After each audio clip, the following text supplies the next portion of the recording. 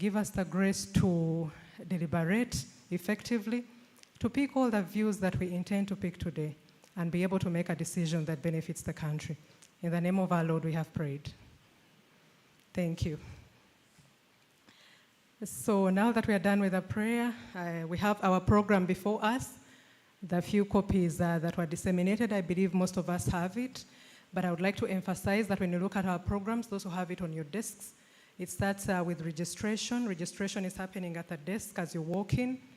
Please, we encourage you as much as possible to register. Everyone has to register. We need that record that the event not only happened, but all the stakeholders were there. I would also like to communicate that we are here physically, but we are also live on different platforms. First, we are live on our website. We are live on the ERA website. For those who don't know the website, it's www.era.go.ug. We are live there. The moment you open it, the screen will present the public hearing. We are also live on our X platform and our YouTube channel. So while you are here, kindly encourage those who have not been able to turn up today to join us on those platforms. And for those who are joining us through those platforms, I want to give you comfort that you are indeed part of us. Please, as much as possible, if you have a comment, post it there. We have a dedicated team that is picking all these comments, and they'll be handing them over to the presiding officer, because we want to pick as many views as possible, and your comments will be addressed. So I encourage you to do so. And when you look at the program, again, it has introductions. We shall have introductions, but in the interest of time, and I'm really doing this in consideration of the stakeholders who are following us online, we all understand that it has a financial implication, so we would not like to take a lot of time on introductions, but when the next speaker, our Chief Executive Officer, comes to the floor, she will be recognizing the different institutions that are represented today, among other key.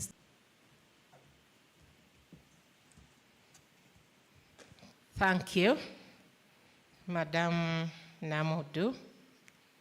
God is good, and all the time. You are not warm. Agenda on introductions. You'll bear with us. Usually when we have a limited number, we introduce ourselves in person, but allow us to introduce ourselves in groups. I will start by introducing my licensees, starting with the Umeme Limited. Members from Umeme Limited, stand up for recognition. That is the team from Umeme, the people with the bat to hand over. Then I would like to introduce the team from UEDCL. UEDCL, they've really sat adjacent. Thank you for coming in good. Thank you very much. Frontier Energy, I saw my sister Bsinje and your team stand up. Frontier Energy, she's around. Thank you. Karibu sana. Private Sector Foundation of Uganda. The reason we exist to deliver electrons to grow and fuel the SMEs. Please stand up, private sector. We welcome you. We have CEDA Limited. We welcome you. We have the researchers, we welcome you. We have Yistema Limited. We welcome you. We have NFT Consult, we welcome you. We have Ecopile, we welcome you. We have PricewaterhouseCoopers. You've done great work in the sector, we welcome you. We have NLC Advocates. You partner with us in implementing the legal and regulatory framework. We welcome you. We have SBG Securities. We are safe, and our electrons are safe, and our infrastructure is safe. We welcome you. Gridworks is represented. we welcome you, Gridworks. Busoga Forestry, that is where we get mature, thank you, mature raw poles for treatment, for use for construction. We have BFC, we welcome you. We have Dataka, we welcome you. We have the power couples. The last mile connections are done by power. You have dressed very beautifully. You are all welcome. And allow me in a special way to welcome our colleagues in service in the region and beyond. We have the regulator from Zanzibar, Zura team. Please welcome, karibu sana. Thank you for coming to be part of this. And we have the Water and Environment Regulator staff of Norway. We welcome you. Thank you for being partners in this journey of service. I may not have exhausted this list. Please feel free to continue registering, and we will have another opportunity to mention the institutions that are represented here that I may not have mentioned. Once again, finally, the team from ERA, the winning team from ERA, electricity, those are the people who sit and think and burn candles and go through all the processes to be able to determine all of the applications that are put before us. I will not introduce my supervisor and convener. She will have time to introduce her. So we have a team online. Already our master of ceremony introduced the various medias, those on our website, and I believe even some of the TV medias are capturing this. We welcome you, we welcome Uganda, we welcome the globe to this very critical public hearing. Allow me now to go through my brief remarks, because this is your day. It is your day to interrogate the application. So I don't want to reduce on that time. I will go through the protocols. Our dear chairperson of the Electricity Regulatory Authority. Wow. I'm told our mother ministry is here. The team from the Ministry of Energy and Mineral Development. I think God wanted it last because I do your work. Thank you for coming, for partnering with us in this public hearing. The chairperson and convener of today's public hearing, honorable members of parliament, those on the way and those who are already here, especially those from the Environment and Natural Resources Committee that has the responsibility to oversee the electricity supply industry, heads of government agencies present, the development partners, our partners in the journey of developing this sector, licensees in the electricity supply industry, the business community, the civil society, and the advocacy organizations, consumer associations, the media, distinguished guests, ladies and gentlemen, good morning. I would like to welcome you all to this public hearing in respect of applications received from the Uganda Electricity Distribution Company Limited, here with us to present their case to the public today. These applications were for, one, a license for distribution of electricity in the entire country. A license for distribution of electricity in the entire country. The other one is a license for sale and supply of electricity to the last user in the premises, in the industries, and in all the facilities that use electricity. And of course, by inference, they have applied for tariff performance parameters to be applicable upon the natural end of Umeme Limited's concession. So that is why we are here. Allow me at this point in time to request that we give a round of applause to Umeme. I would like, on behalf of the sector that I lead as a regulator, to thank Umeme for the journey. I think now it's of 19 years and 4 months, almost there, 20 years. Would like to thank you for running this journey with this country. Thank you, thank you, thank you very much. I thank you all for your continued support to the Electricity Regulatory Authority and the electricity supply industry in general. It is this support that enables us to execute our delegated mandate. We represent all of you, and with your support, we are able to lift our heads high beyond the boundaries of Uganda, Africa, and the globe. This public hearing is convened in accordance with Regulation 16 and 17 of the Electricity Application for Permit Licenses and Tariff Review Regulation 2007. The public hearing also relates to one of the ERA's key functions as prescribed in the Electricity Act, Chapter 157, as amended, that gives ERA the authority and an obligation to establish tariff structures and investigate tariff charges, whether or not a specific complaint has been made for tariff adjustment.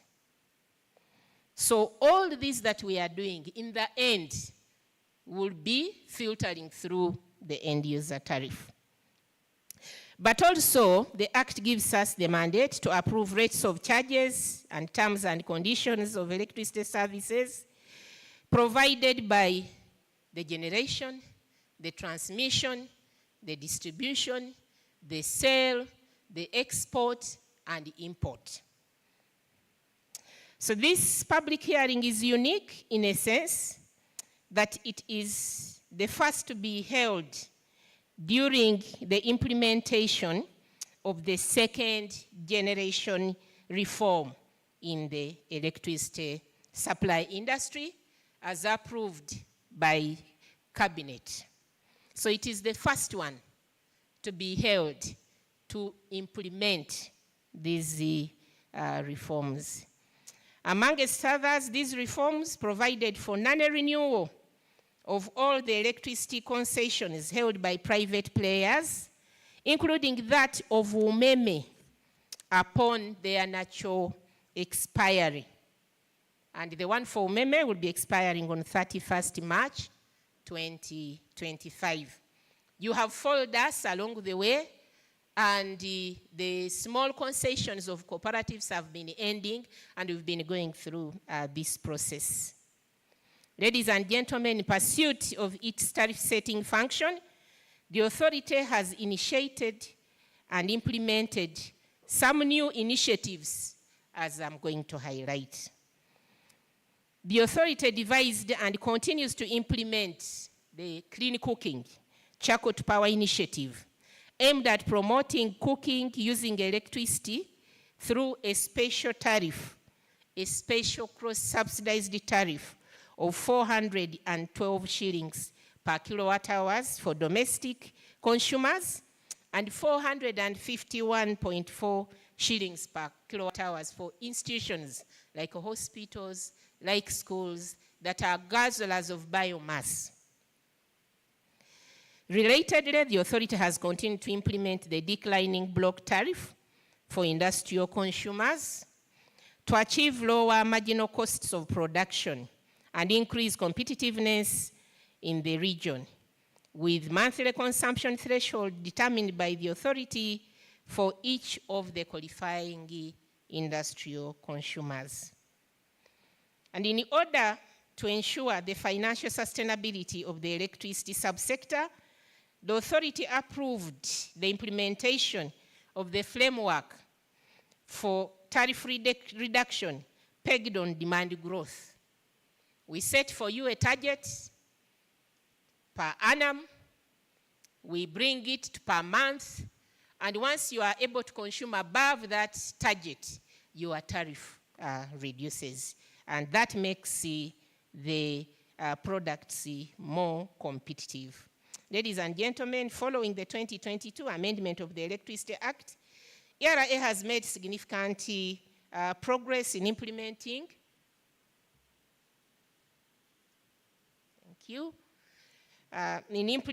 and operationalizing the amended Electricity Act. And here I would like to thank you, because you've moved this journey with us. We've been consulting you.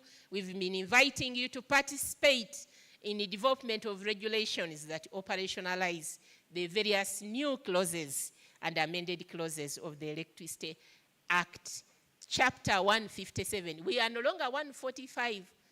The Attorney General has serialized these laws, and it is now the Electricity Act of 1999, Chapter 157.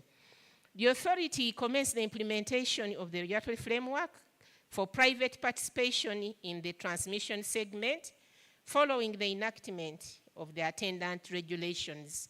And this one we achieved on your behalf in October 2023. I'm delighted to report that under this framework, the authority has already received and is considering applications from interested investors, including Amari Power, and I think that was Gridworks, is represented here today, relating to the upgrade of transmission substations, including Tororo, Nkenda, Mbarara North, Mbarara South, and Mirama. We have also received an application from Rail Capital Transmission Company Limited for the development of the 132 kV line, Mbale, Bulambuli, Moroto, and the associated substations in the eastern Uganda. Now this one is critical.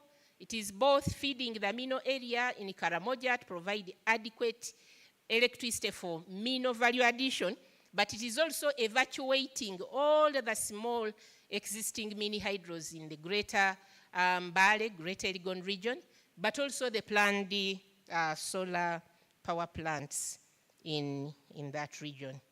The authority has also developed the regulations for direct purchase of electricity by specified categories of consumers as provided for under Section 57 of the Electricity Act.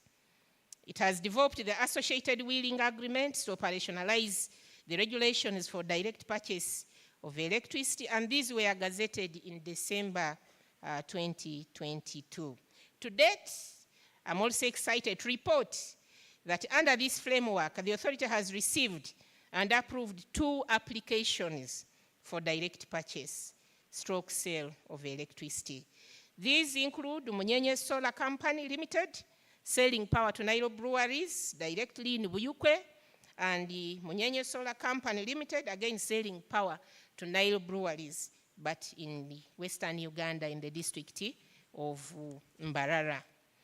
Ladies and gentlemen, I would like to take this opportunity to also acknowledge two significant milestones recently achieved by both development, the Office of the Attorney General, the Transmission Development, the Office of the Attorney General, the Transmission Company, the Distribution Companies, the Development Partners, the Company, the Distribution Companies, the Development Partners. We continue to do these consultations. Additionally, the authority is engaging a consultant to support in the determination of the tariff performance parameters. For a consultant to support in the determination of the tariff performance parameters for the period beyond March 2025. To ensure continuity of high quality service, the authority approved funding to facilitate the distribution companies to upgrade their prepaid metering system to the new metering technology. You remember that noise? I think we did announce that the meters are being upgraded. The distribution companies have done a good job, and they are far ahead of the timeline of November 2024. In respect of quality of service, the authority has assessed compliance by the distribution companies with the quality of service standards, which is critical for ascertaining the quality of service enjoyed by the electricity consumers. The assessment has revealed areas in need of improvement by the companies.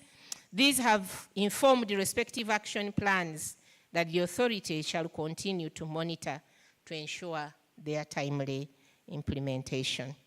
Ladies and gentlemen, following the cabinet decision to host the secretariat of the Independent Regulatory Board of the Eastern African Power Pool in Kampala, the authority and the Minister of Foreign Affairs signed the country hosting agreement on 7th February 2024. The country, therefore, is hosting the regulator for 13 Eastern African countries, and we are privileged to be chairing this board as well as to be their first CEO. Among other benefits of hosting the IRB, this will allow Uganda to contribute to developing an effective regulatory regional electricity market, which will ensure power supply security. It will also improve sector efficiency and reliability and spur economic development. In June 2024, the authority officially opened its regional offices in Gulu and Mbale. These regional offices are aimed at extending our reach to the stakeholders around the country and to ensure improved quality of service delivered to the electricity customers. While the authority, working with the distribution company, has made a deliberate effort to ensure that customers access reliable and quality power, this has been affected by vandalism and theft of electrical equipment in different parts of the country. May I inform you that whoever you see vandalizing an electricity infrastructure is not only a saboteur, but is equivalent to picking money from your account. You who is consuming electricity and paying for your bill. Because and replacement costs, and these costs filter through the electricity end user tariffs.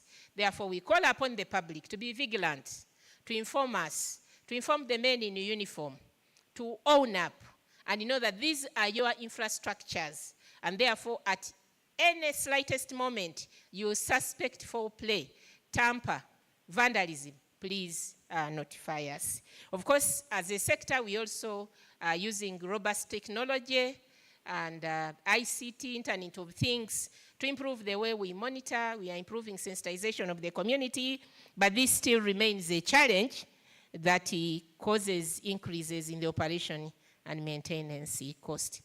The authority would like to acknowledge and appreciate the Uganda Police, Uganda People's Defense Force, other security operatives, and the public for their increased support and vigilance in the fight against vandalism, as can be observed through the various efforts. Recognizing the fact that the fight against vandalism requires great collaboration, the authority encourages all electricity consumers and the general public to be vigilant and report any suspicious people seen around the electricity infrastructure. Going forward, the authority will continue to focus on the following initiatives, among others. Implementation of the second generation energy reform as instituted by the government of Uganda. The authority and the Minister of Energy and Mineral Development were approved by Cabinet to oversee the implementation of the second generation energy reform. Also, we shall continue to oversee capacity building and change management programs for the electricity supply industry, for sustainability of the industry after the various transitions. Adoption of Internet of Things, information and communication technology, artificial intelligence, digitization, regulatory information, technology management systems, and various technologies that are advanced and resilient to enable us design smart grids, self-healing grids, robust grids that will be able to deliver a reliable and quality supply, but also improve efficiency of operations in the electricity supply industry.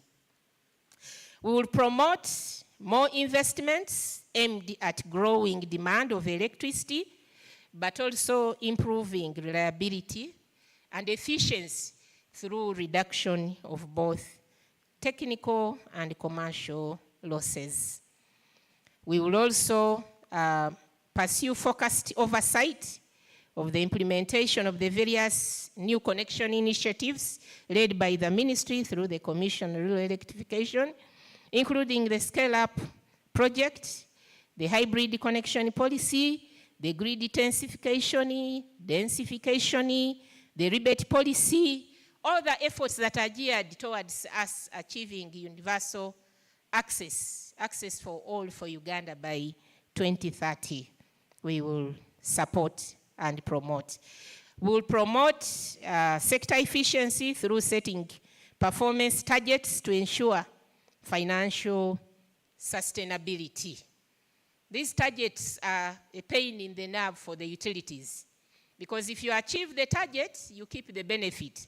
But should you fail to achieve this target, you lose all the resources.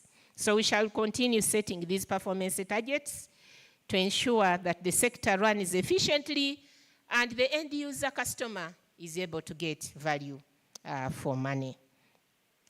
We have also, as the authority, resolved to adopt the environment, social and governance principles across the electric subsector value chain to ensure that there is sustainability. We need the coexistence of the electric supply industry with the environment, with the planet that feeds us. We shall also continue to implement tariff reduction measures to achieve, with the target to achieve 5 cents for manufacturers, increase productivity, contribute to tariff reduction in the rest of the customer category. Many times it appears like we are only focusing on the manufacturers, large, extra large, but they are an input to the economy. They are an input to increase the job creation. They are an input to increase the productivity. And once they increase the guzzling of energy, then the additional revenue that we make as a sector goes towards reducing the tariffs for the sectors that are not productive, domestic and alike. I take this opportunity to thank the government of Uganda through my minister, the Minister of Energy and Mineral Development, my body chair and convener of this meeting, management and staff of ERA, the licensees, the electricity consumers, and the public for continuing to support ERA and the electricity supply industry. And this has enabled us to shine not only nationally, but globally. The Ugandan electricity supply industry is a benchmark for the entire globe. Not only you are aware that we've been ranked having the best regulator, but also the only financially viable distribution company on the continent. But also we are a benchmark. We are in partner with World Bank, FDB, to be able to impart knowledge on the continent and beyond. And this is because of the trust and the support that we receive from you. Finally, I would like to thank the President of the Republic of Uganda for prioritizing the energy sector and giving the great support that we receive at the various levels of decision making. As I conclude, allow me once again to thank you all for turning up on time, because there is turning up but late. Turning up on time. And I now take the pleasure in inviting the convener, the chair of the Electricity Regulatory Authority, who is the presiding officer by law for this public hearing, Mama Dr. Sarah Wasagali Kanabi, to make your remarks and convene and officiate at your public hearing. Thank you very much for God and my country.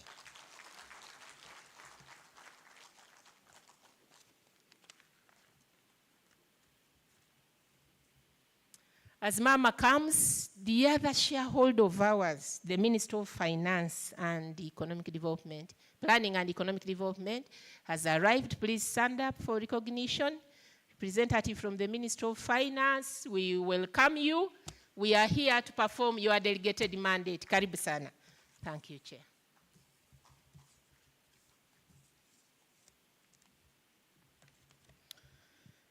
Thank you very much, CEO. God is good all the time. You sound like they haven't given you breakfast yet. Julius, what's happening? God is good all the time. Thank you, thank you, thank you. The members of parliament present here, the ministry representatives, the heads of government agencies present, the licensed electricity companies in the electricity supply industry, the foreign guests present, my colleagues from Zanzibar here, the business community, civil society and advocacy groups, consumer associations and other consumer representatives. There is a representative from Owino, Stand Up for Recognition. Yes, we are all customers of Owino. The media fraternity, distinguished guests, ladies and gentlemen, physical and online, good morning. My name is Wasagali Sarah Kanabi. I'm the board chairperson, Electricity Regulatory Authority, and by virtue of that position, I'm the presiding officer at this gathering. I want to bring you warm greetings from the board of Electricity Regulatory Authority. I want to appreciate all of you for turning up for this important public hearing in the history of the electricity supply industry. Thank you for coming to take part in this public hearing. I want to also add my voice to the CEO to congratulate Umeme Company Limited for the years they have served Uganda in the concession areas as the distribution company and the biggest actually distribution company to date. Congratulations, Umeme. Now, today we are here to listen and participate in the public hearing, and I want to welcome you all to this public hearing in respect of the application for license by Uganda Electricity Distribution Company Limited for distribution and sale of electricity in Uganda. And our public hearing will be focused on that. I've been told that some shareholders of Umeme are here expecting the end of Umeme today, and they are demanding for their share as shareholders. The day is not today. Today we are here to listen to the application, to the representations, objections, and submissions about the application to take over Umeme. Now, in accordance with Regulation 18 Part 2 of the Electricity Application for Permit, License and Tariff Review Regulations of 2007, the Electricity Regulatory Authority received the said application from UEDCL. The application regards the following: application for a license for the distribution of electricity in Uganda. B, application for a license for sale or supply of electricity in Uganda. C, application for tariff performance parameters that include the following: 1, overall distribution loss factor. 2, distribution, operation, and maintenance costs. 3, the days lag. 4, the target uncollected date factor. 5, the minimum new customer connection targets. 6, minimum standards of reliability and quality of electricity supply. The applications for licenses submitted by UEDCL are intended for the period following the anticipated natural end of Umeme Limited distribution and supply of electricity concession and its associated licenses. This is in line with the decision of the Cabinet of Uganda not to renew the expiring concession agreements of private distribution companies in preparation for the implementation of the second generation reforms in the power supply subsector. Now, as part of the second generation reform, we have already seen UEDCL take over operation and maintenance of concessions previously managed by private companies. And these include the Padel Abim Community Multipurpose Electricity Cooperative Society, PACMEX, which operated in the districts of Padel, Agago, Abim, Kotido, Kitugum, Lamuo, and Kabong. UEDCL has also in the past taken over CREX, which is the Chegegwa Rural Electricity Cooperative Society. This one operated in the areas of Chegegwa, Chenda, Manyi, Buoya, Busana, Galilaya, Kasizo, and Nakasongola. UEDCL also took over Kilembe Investment Limited, which operated in the Bushenyi, Rubirizi, and Kasese districts. Therefore, at this point, I want to congratulate UEDCL so far for successfully taking over those distribution companies. And from that experience, we are very hopeful that you will be ready to take over Umeme Concession Limited. And this public hearing is part of your readiness. We are going to see from you. Now, the notice of public hearing was published in the following media channels. It was published in the New Vision newspaper, dated 10th October 2024, the Observer newspaper, dated 16th October 2024, and the Bukede newspaper, dated 16th October 2024. The notice was also published in diverse digital media, inviting stakeholders and general public to make presentations, representations, and or objections to their participation in the public hearing. So this public hearing is part of the consultative process in line with the regulation provisions of Section 10 of the Electricity Act that requires the Electricity Regulatory Authority to conduct its work in a manner that is open and objective, fair and reasonable, non-discriminatory, ensuring transparency in relation to the activities of the power sector.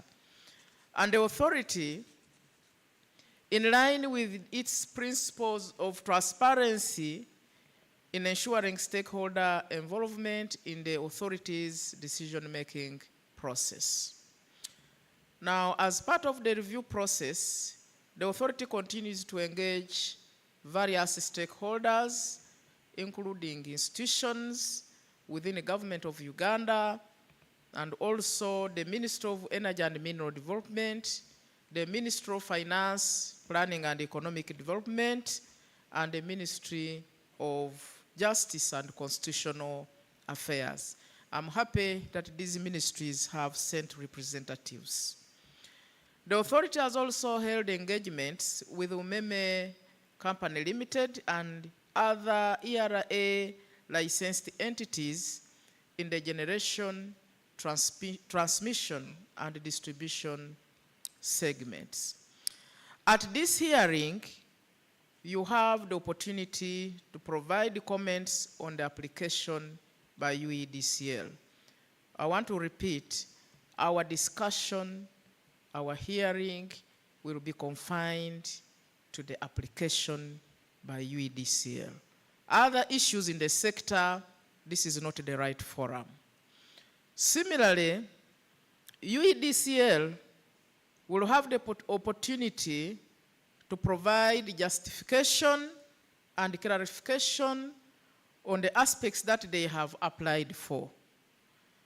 Your comments at today's engagement will be very useful in guiding the Electricity Regulatory Authority to make a final decision on UEDCL's application.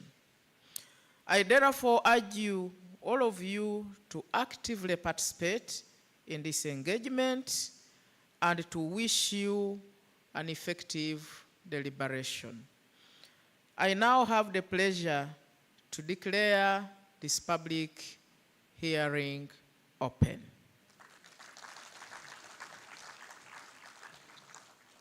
Can I invite the Secretary to the authority, the Electricity Regulatory Authority, to present the public hearing rules before we commence? Thank you very much for your kind attention.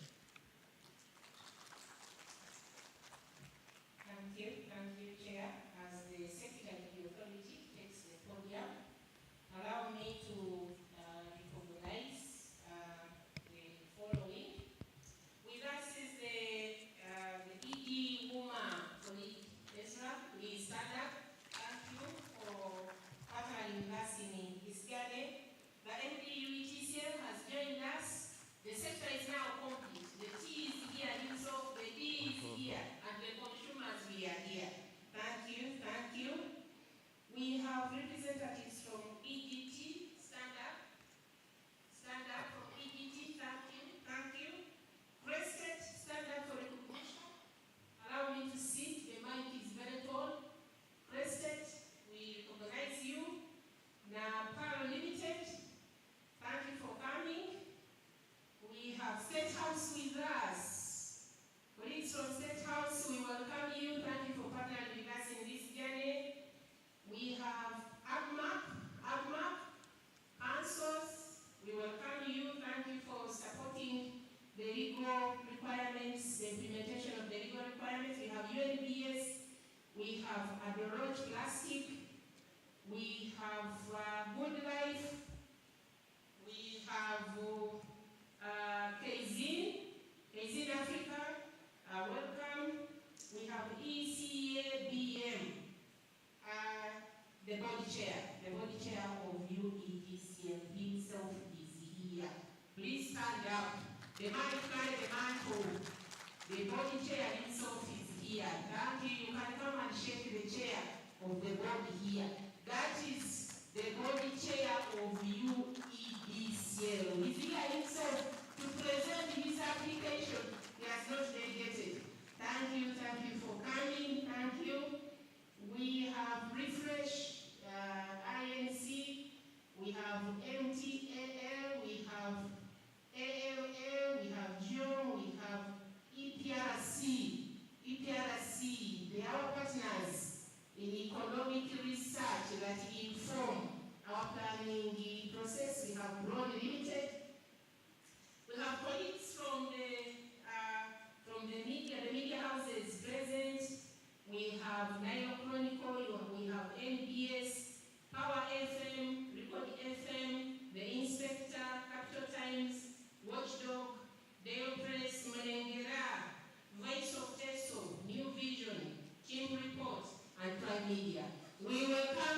thank you for relaying this information to the common man in the simplest language that they understand. We welcome you. Over to you, Secretary to the authority. Thank you very much, Chairperson. Good morning, ladies and gentlemen. My name is Stephen Mwanda. I serve as the Secretary to the Electricity Regulatory Authority, and you're most welcome. First, I observe all the protocol that has been established, and I welcome you very warmly. The presiding officer has declared the public hearing open.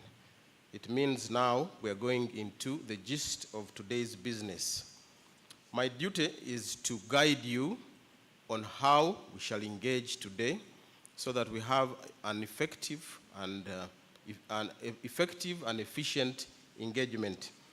So in the next segment, UEDCL will present its application, highlighting the salient aspects of the applications that they have submitted to the authority. Individuals and organizations which have registered to make formal representations or presentations will be called upon to make their presentation one by one in order of registration. So I want to remind you, if you have not registered, please ensure that you have registered, or if you think you registered, just confirm so that you're not surprised. We shall follow the order of registration. And also just to reinforce and remind you that we request that you register on the attendance sheet as you arrive. In case you didn't do that, make time to register your name in the attendance sheet. In the course of the hearing, other participants who are here who may want to make a brief comment or raise a question will indicate their intention to do so by raising their hand, and the presiding officer will give them an opportunity. Again, it shall be at the discretion of the presiding officer, and it shall be on first come, first served. The earlier you raise your hand, the earlier you will get an opportunity to make a comment. And the presiding officer will endeavor to give everyone fair opportunity to make a contribution, depending on the time available and the time allowed for this public hearing. And during this hearing, representatives of ERA Secretariat, which is the technical team, Government of Uganda or other licensees may be required by the presiding officer to respond to any comment based on her judgment. She might ask any one of you to respond to a particular issue where she thinks that you're the best placed person to address the comment. At the end of this hearing, the ERA Secretariat will give a high-level summary of the salient aspects and will advise on the way forward. The language of this public hearing shall be English. However, those who wish to use other languages, with the permission of the presiding officer, may request to do so. In that case, she will appoint a suitable or credible interpreter to interpret from that language to English. Now, these are the guidelines for speakers. Those selected to speak should mention their names, and if representing a group, also the group organization which they represent.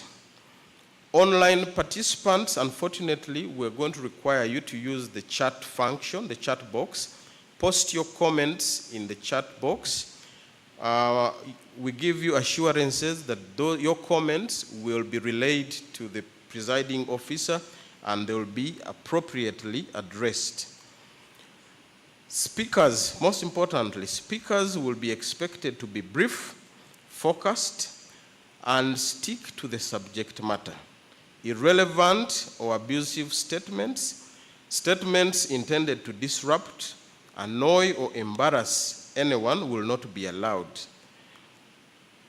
Unfortunately, we are going to request you, going forward, no clapping, no foot stamping, and certainly no banging tables. Do not express emotions. The segment we are going into is a technical segment. It doesn't require emotions. And finally, I request you to either switch off your mobile phones or mobile gadgets, or put them in silent so that they do not interrupt the proceedings.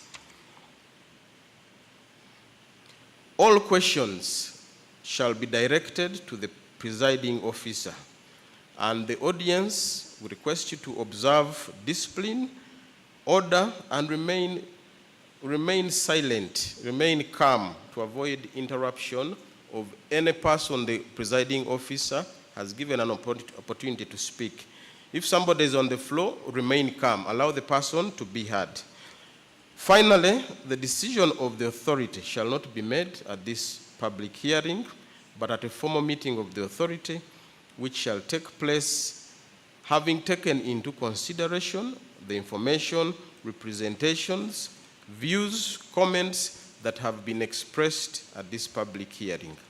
Ladies and gentlemen, I wish you fruitful deliberations and thank you for listening to me. Thank you very much, Secretary to the Authority. May I now invite UEDCL to make their presentation on the application, highlighting the salient issues. UEDCL. Give him a round of applause as he comes. Presiding officers, UEDCL takes the podium. The event is also being covered live by Baba TV and Government of Uganda digital platforms. Thank you for relaying the information to the Ugandans.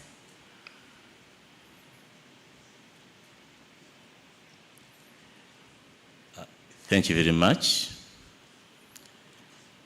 The chairperson of the Uganda Electricity Regulation Authority, the team from ERA, the members of Parliament present and online, the shareholders present and online, the business community, the representatives of Uganda Manufacturers Association, the heads of government institutions present and online, the public at large, the media houses present physically and online, all protocol observed. Good morning, members. As I wait for technology to be activated,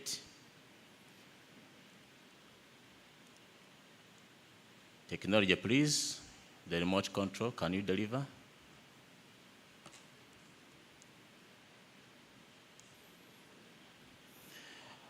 The chairperson of the authority, before I start my presentation, with due honor, allow me,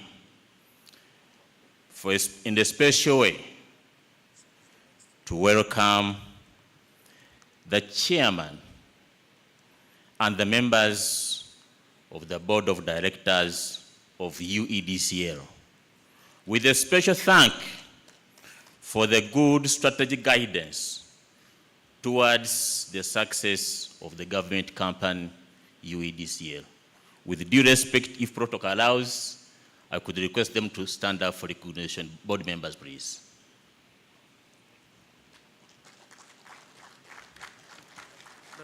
Thank you very much. You can take your seats. Additionally, before I proceed, Chair of the authority, allow me to welcome and thank the management and the staff of UEDCL for the excellent work done with the commitment, the professionalism exhibited towards delivering and achieving the carbon objectives.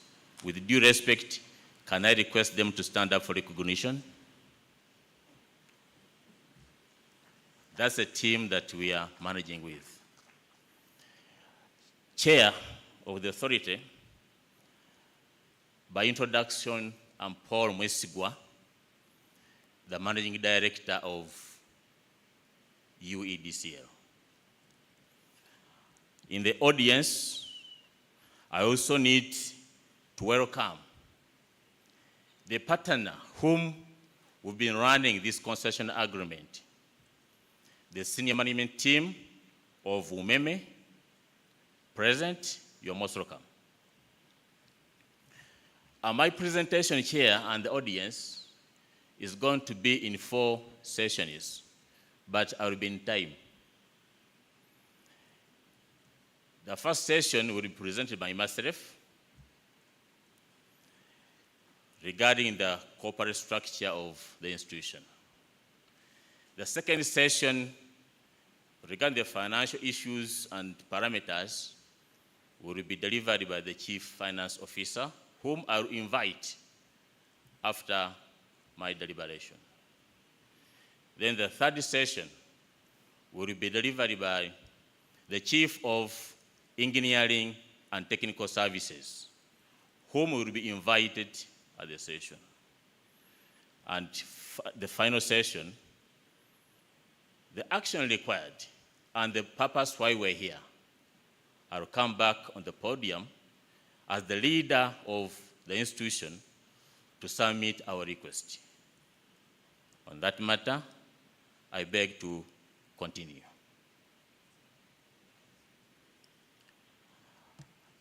Our presentation as a team from UEDCL is going to have 5 elements of review about the company that is in front of you for this exercise, the asset transfer plan that is in place, the tariff application parameters on the performance, the financial requirement, and the request to the authority or the regulator. Chair and members present and online. In brief, UEDCL is 100% owned by the government of Uganda. So we are a parastatal. And we have 2 shareholders. That is the Minister of Energy and Mineral Development, and the Minister of Finance, Planning, and Economic Development. Those 2 ministers are representing the interest of Ugandans. UEDCL came into existence in 2001 as a government successor company to manage and operate electricity distribution business at 33 kV and below. We are licensed by ERA to distribute and sell electricity as we speak now in the 12 service territories, which are not concessioned to the private operators. And as we speak, we are operating in 102 electoral districts, and we have a total of 65 offices across the country, with only 2 in Kampala. The nearest office from Kampala is 130 kilometers, and the farthest is more than 400 kilometers. We do all this with a team of 515 employees in total as at end of September 2024. However, when UEDCL was formed, for purposes of attracting capital into the country, in 2005, the government thought it necessary to invite in private capital. So, By that time, the network, especially in urban centers that was under operation by UEDCL, was concessioned to Umeme for 20 years, and the concession agreement is expiring on the 31st of March, 2025. And at the end of the concession, it's the reason why we are here, to apply for that license such that we can be in charge of that activity in addition to our mandate. As we speak, in the areas outside the concessioned areas, since 2014, 10 years now, we've enhanced the customer base from 5,640 to 213,336 as at the end of September 2024. We need to thank the Ministry of Energy through the electrification program for the work done. As I proceed in my presentation, these customers, they are in locations which we can tag the far-to-reach distance areas, where the private operators thought they were not commercially viable to go, and where some private operators have failed, but we, because of our efficiency, we have succeeded. About our mandate. As we speak today, we have 5 mandates. 1, we are the asset owner of all the distribution network below 33 kV across the country. The network that is being operated by Umeme and other operators, including Wenleko in West Nile, is on our books of accounts on the balance sheet, fully registered in the books of the government, owned by the population, and we at UEDCL, we are in charge of those assets as trustees for the population of Uganda. The second mandate, as of today, we have a license for power distribution for areas outside the concessioned areas. The third is we do monitor all the concession operating on 2-hour network.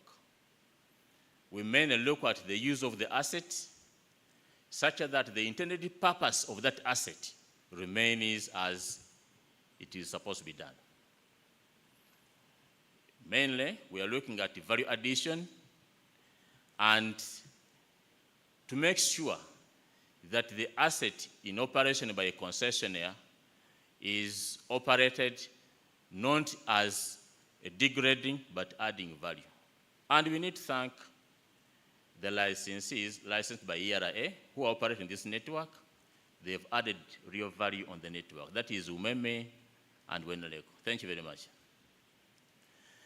The fourth mandate lies on continuity of power supply in this country. We have that mandate to be on a state of preparedness or readiness to take over any private electricity distributor for any reason, either change in policy, like what is happening now, or in a case that distributor fails to fulfill the requirements. And we've done so, either way. The fifth one, on addition to power distribution, we are manufacturers. We treat wooden poles, which we buy from the farmers, add value from our factory. In that case, we are partners of investment and value addition. In today's discussion, the license application I present today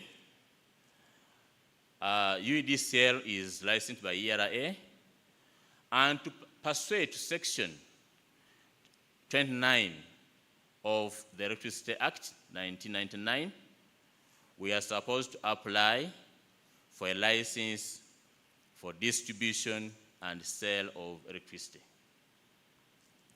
The current license that we have includes ownership, power distribution in the areas which are not concessioned. And now, as part of the retransfer process, we applied to the authority for license to distribute and sale of electricity in Uganda. In that case, in addition to the territories we are operating to, we are adding other territories, specifically the Umeme territory. This application, though it is power distribution and sale in Uganda, we've not included an application for the West Nile because it's not yet due, and the Kalangala Islands. The new license shall incorporate the new service territories covering the entire country, excluding Kalangala and West Nile.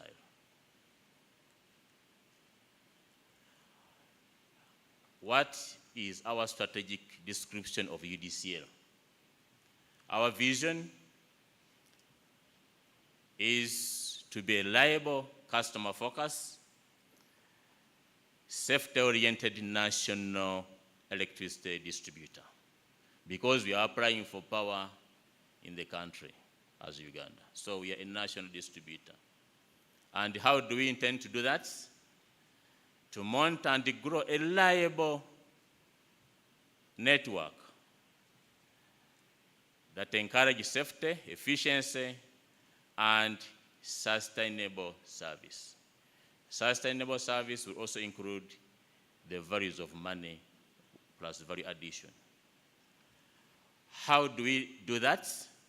We stand by our core values, 4 core values. What keeps us moving is the commitment to deliver, and we've achieved it, and we're achieving it. Our integrity, how we do things and what we do in the right order, and we're achieving it. The trust that we have in the team that we work with, both the internal teams and external teams, the shareholders and the other stakeholders, plus the teamwork that we embrace. Here we are, as UEDCL, presenting to you, the authority chair and members of the authority. This tariff application has been generated a team from UEDCL. No consultant at all. We have a belief that we are the consultants of ourselves, and we are achieving that. But in the future, we shall engage consultancy from the private sector to fix some few issues here and there. So what keeps us going? We stand by 3 strategic focus, but they sit on one another and they hold one another. Our first focus lies on delivering a service to the customer. That is through a customer service excellency. But that one goes hand in hand with operational efficiency. As I've highlighted, we are operating a network that is fat-rich. Where we are standing now, some networks are 300 kilometers, 400 kilometers from here. But we've deployed technology and systems in place that we can able control and manage, see what is happening on the ground. We can speak with the network and we can talk and communicate accordingly. That one is quite important and powerful. It has made us what we are, to the extent that today we are applying for the takeover in Uganda because we can operate across border to border. Having achieved those two focus areas, we make sure that we enhance business growth and sustainability. As I present, you'll observe that we emphasize on getting money in and spending on values that add value to the institution. Our balance sheet is self-financing. We don't have a vote, but we've seen our trajectory in revenue increasing, and self-sustainably, we are performing all the environment in the right governance. So, our business philosophy, members in the gathering, the chair of the authority and online, lies on 5 parameters. Our philosophy looks at the customer. We say, connect the customer. Connect the customer as fast as possible, as soon as you get the application. And reliably put that customer on the line. Then you make electricity available and reliable. There is a journey to move and walk, because achieving reliability and available means funding. That funding is among the discussion that's under presentation today. But having made power available, you need to manage the energy losses as much as possible. It doesn't matter where you are, whether you are in Kampala or in Kisoro or at Alegu, you need to manage energy losses. Because if you don't manage energy losses, the business will collapse. That's our third philosophy. The fourth one is collect the cash. Our performance on cash collection is super. And finally, because we know we're operating a product that require safety and consciousness, we always promote safety in whichever we do and how we do it. In order for us to achieve our focus and philosophy, we embrace that environment under ESG, the environmental and social governance. They are quite critical. They form part of our day-to-day. What keeps us awake are the ESG variables. On the environment, whichever you do, we make sure that we have documented policies, certification relevant to the authorities, participate in afforestation. Currently, we have 2 forests, in total more than 100 hectares. But at the same time, we embrace training. At UEDCL, the team that is here, on addition to the academic training, they always get annual training as a must for tools and skill enhancement and sound waste management in whichever we do and how we do it. On the side of social, because we are in a community where we work with the environment and society, we document all our occupation and health safety policies. We have annual staff and stakeholder safety trainings. We always participate in other corporate stakeholders engagement, enforce safety of culture, good labor practice. At UEDCL, we believe that a staff is our first stakeholder. So we treat the staff as part of inner and the society, because we believe that person has families that are attached to him or her. And we always participate in quite a number of corporate social responsibilities to add value to the population. Our governance is not questionable. That's why we are here with our board. That's why we are here with our staff. And mainly, the oversight of the board has been achieved very well. We have multi-skilled management, documented standard operating procedure, implementing company core values, and the critical one that has made us move the journey, we believe in a sustainable business model, and we are running it. We believe that any cash you spend has to be recovered and to generate capital growth. Therefore, allow me to take you through the progress over the years, at least for the 5 elements that you've succeeded. In the last 10 years, since 2014, our customer numbers, though I mentioned this number at the beginning, but allow me to repeat it because it's quite important, have increased from 5,640 to 213,330. That number is outside the prime areas. The second progress over the years, for the last 10 years, our business operations have increased from 4 districts to 102.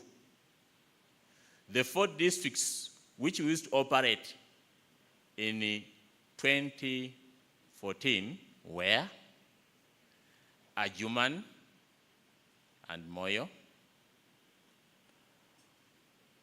Moroto and Kalangala. And we used to operate them on off-grid stations.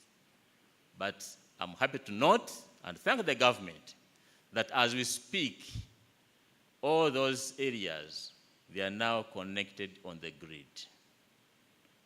Thank you very much, government. The network that we do operate has a route length of 22,703 kilometers. And this is mainly 33 kilovolt lines, with 50% of it medium voltage. The other percentage is low voltage. Our revenue growth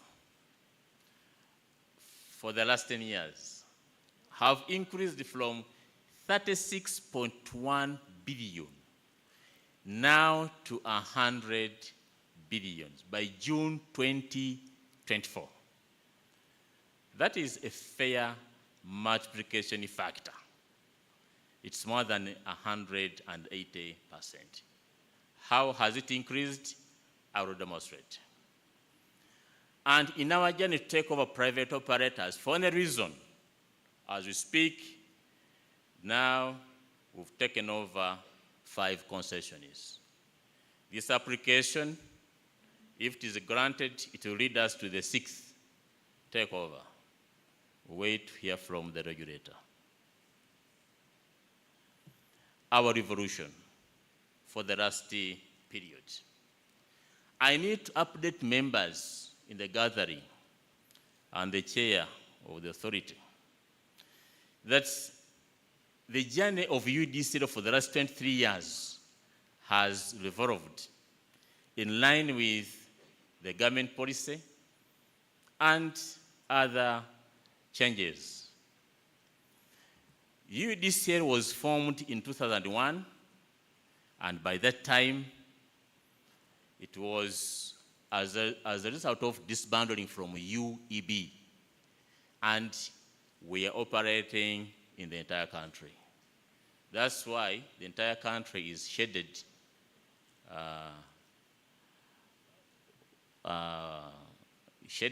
yellow, at the same time with some shoe lines in some urban centers. But you observe some areas have no power lines. by that time. But the situation as we speak now has changed. So come 2003, the effort for inviting private operators started to attract private capital. So we handed over the operation of West Nile to Weneleko in 2003. The area shaded gray, and we remained with the cream and the red lines. By that time, the government was going through the privatization arrangement, bids and evaluation for the best bidder who will be partnered with in the concession that is going to take over the major areas. In 2005, the cream vanished, smaller, for purposes of attracting private capital. Umeme came in, whom we signed the lease and assignment agreement for them to operate and invest onto the network. So the network turned gray. You observe that UEDCL remained in those fat-rich areas of Moroto, Moyajuman, and the islands to keep the supply on. These areas were not concessioned out because they were not commercially viable. No private operator might have gone in. I'm happy to report we remained there, and the people in those areas continued getting the service till when they were connected on the grid. However, in 2014, the government, through the Rural Electrification Agency by that time, now Rural Electrification Program, extended the power to the Northeast Service Territory, that is covering Moroto, Nakapiripirit, and the far east north of the country. At the same time, they also extended the grid to Moyo and Ajuman, up to the borders of Elegu on the borders of Southern Sudan, and also extended lines to the Mid-West Service Territory under the areas of Kazo, Chiruhura, and the surrounding. Because these areas were more than the 1 kilometer length as a concession to Umeme, were invited to take on the responsibility of creating customers and beefing up the environment. So our journey to go back into power distribution, the grid, restarted from there.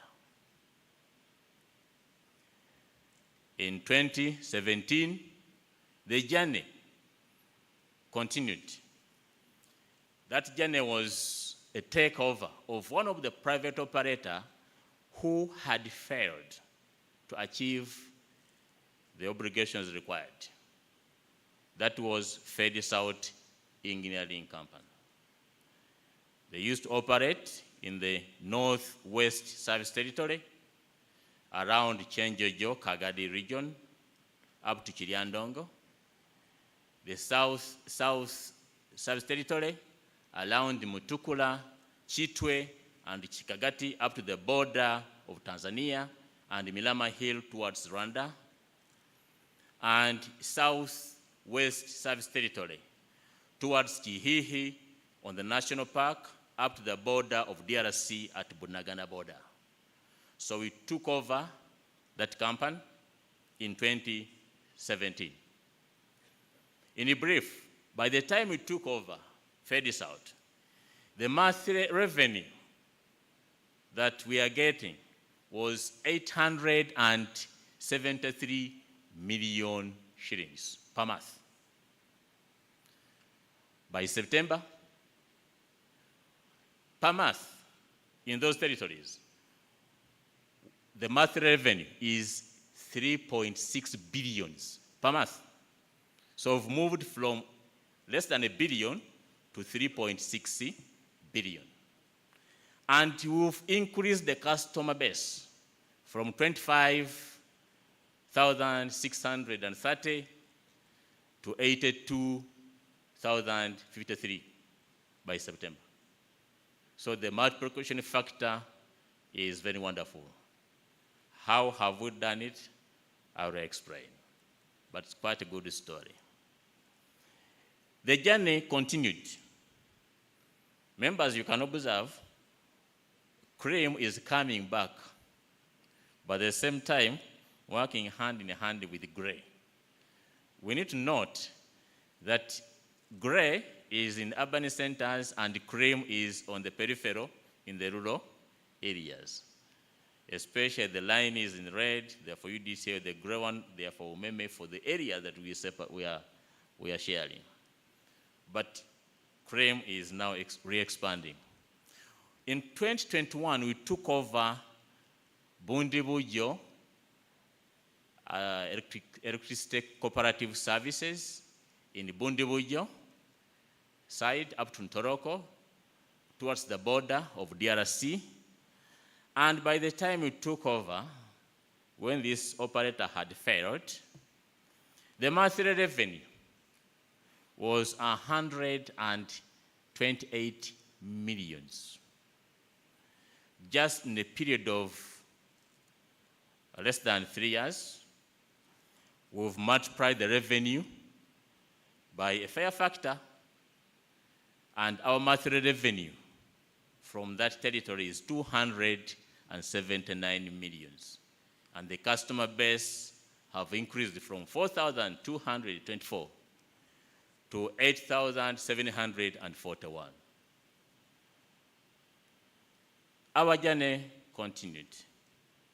In 2022, when the cabinet made a decision for us to take over any private operator as the license expires, in 2023, we took over the operator in the North Service Territory, that is the Padel Abim Cooperative Multipurpose Cooperative Society. And they operate the areas of Padel, Kotido, up to the border of Southern Sudan. That's why the cream now has expanded to the regions of Chitigum up to Kabong. The monthly revenue by the time we took over was 227 millions. We've worked on the journey, and we're at an average of 299 million. Soon we are hitting, actually we hit 300 this month, hopefully. And the customer numbers have also increased from 7,000 to 9,000. This year, we've done 2 takeovers. Now, members in the audience, you can observe that the cream has resurfaced, but we are still working with some lines in gray. That's where women sits, surrounded with the red highlights the network that we do operate. But our network is mainly in the peripherals of the urban centers, the fat rich. So we took over the territories of Central North Service Territory, which used to be operated by CREX, Chiangega, Lulo Energy Company or Cooperative Society. Mainly they're operating the central of Chenda, Kayunga, and Mubende side, plus Nakasongola. At the same time, on the 1st of this month, we're in Kasese, taking over the West Service Territory, which used to be operated by Klembe Investments Limited.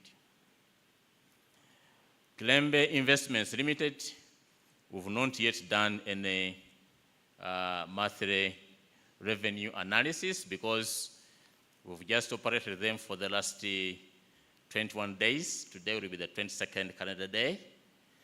But for CREX, since we took them over on the 1st of May, 2024, a few months ago, what have we done? We've enhanced the monthly revenue, average monthly revenue for 3 months, from 430 million per month. Now we've hit 506 million shillings per month, just in a span of 6 months. How do we do it? We are going to demonstrate. Figures don't lie. Overall performance with that revolution, as we speak now, in the 4 parameters, our revenues have increased from 36 billion, as I had mentioned earlier, to 100 billion per year. Our energy losses, when we start taking over, these territories were failing because of so many factors, but among them was energy loss. We are standing at 28 in 2017. Now we have reduced the energy losses up to the ERA target. The regulator had given us 20.1 because they appreciated the circumstances operating in rural areas and the high technical losses on the long distance lines. We are happy to report, Chair of the authority, that at least for June 2024, we've hit the target at 18.1, and we believe it can't slide back. We shall be improving more and more. Our customers increased from 5,000, now over 200,000. We need to take a note that in the business model that we operate, our cash collection has been achieved at 100%. The formula is very simple. Employ the right technology, put the right governance on the ground, explain the importance to the community and the staff, then we collect cash. We need to appraise members in the gathering that we have 99.9% of our customers connected on prepayment. We've also imported in technology that all manufacturers up to 500 kVA will be deployed on the same technology, and the implementation is ongoing. What we are going to reserve are the large and extra large manufacturers, because we need to collect 100% of the revenue. We need to appreciate that the distributor is the converter of all the electronics in the sector into money. All the electronics generated by the generator, transmitted by UEDCL, they are converted into money by the distributor. So our task, as far as cash collection is concerned, has to remain that high, and it will remain. In addition to that, we need to thank the government, especially the Ministry of Defense, Internal Affairs, and the Ministry of Health, for allowing us to deploy prepayment technology on their installation. In the areas where we do operate, we have army barracks. They are unprepaid, and they are paying their bills. They have never been disconnected. We have an arrangement. But as we talk now, their accounts are 100% cleared. Thank you very much. Ministry is responsible, and the public at large. So, having presented the performance, Chair and members, physical and online, allow me to go on the asset retransfer preparation. We, at UEDCL, working with our shareholders, working with the regulator, we have organized this retransfer into 3 sessions. The first one is the pre-retransfer That one is the period prior the 1st of March 2025. This is the period we are running now.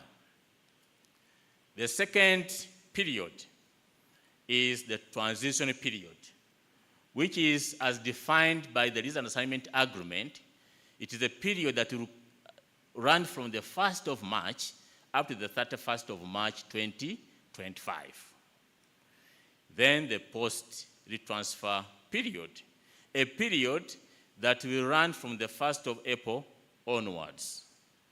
We are estimating that at least that period should be not more than 15 months to stabilize everything on the ground.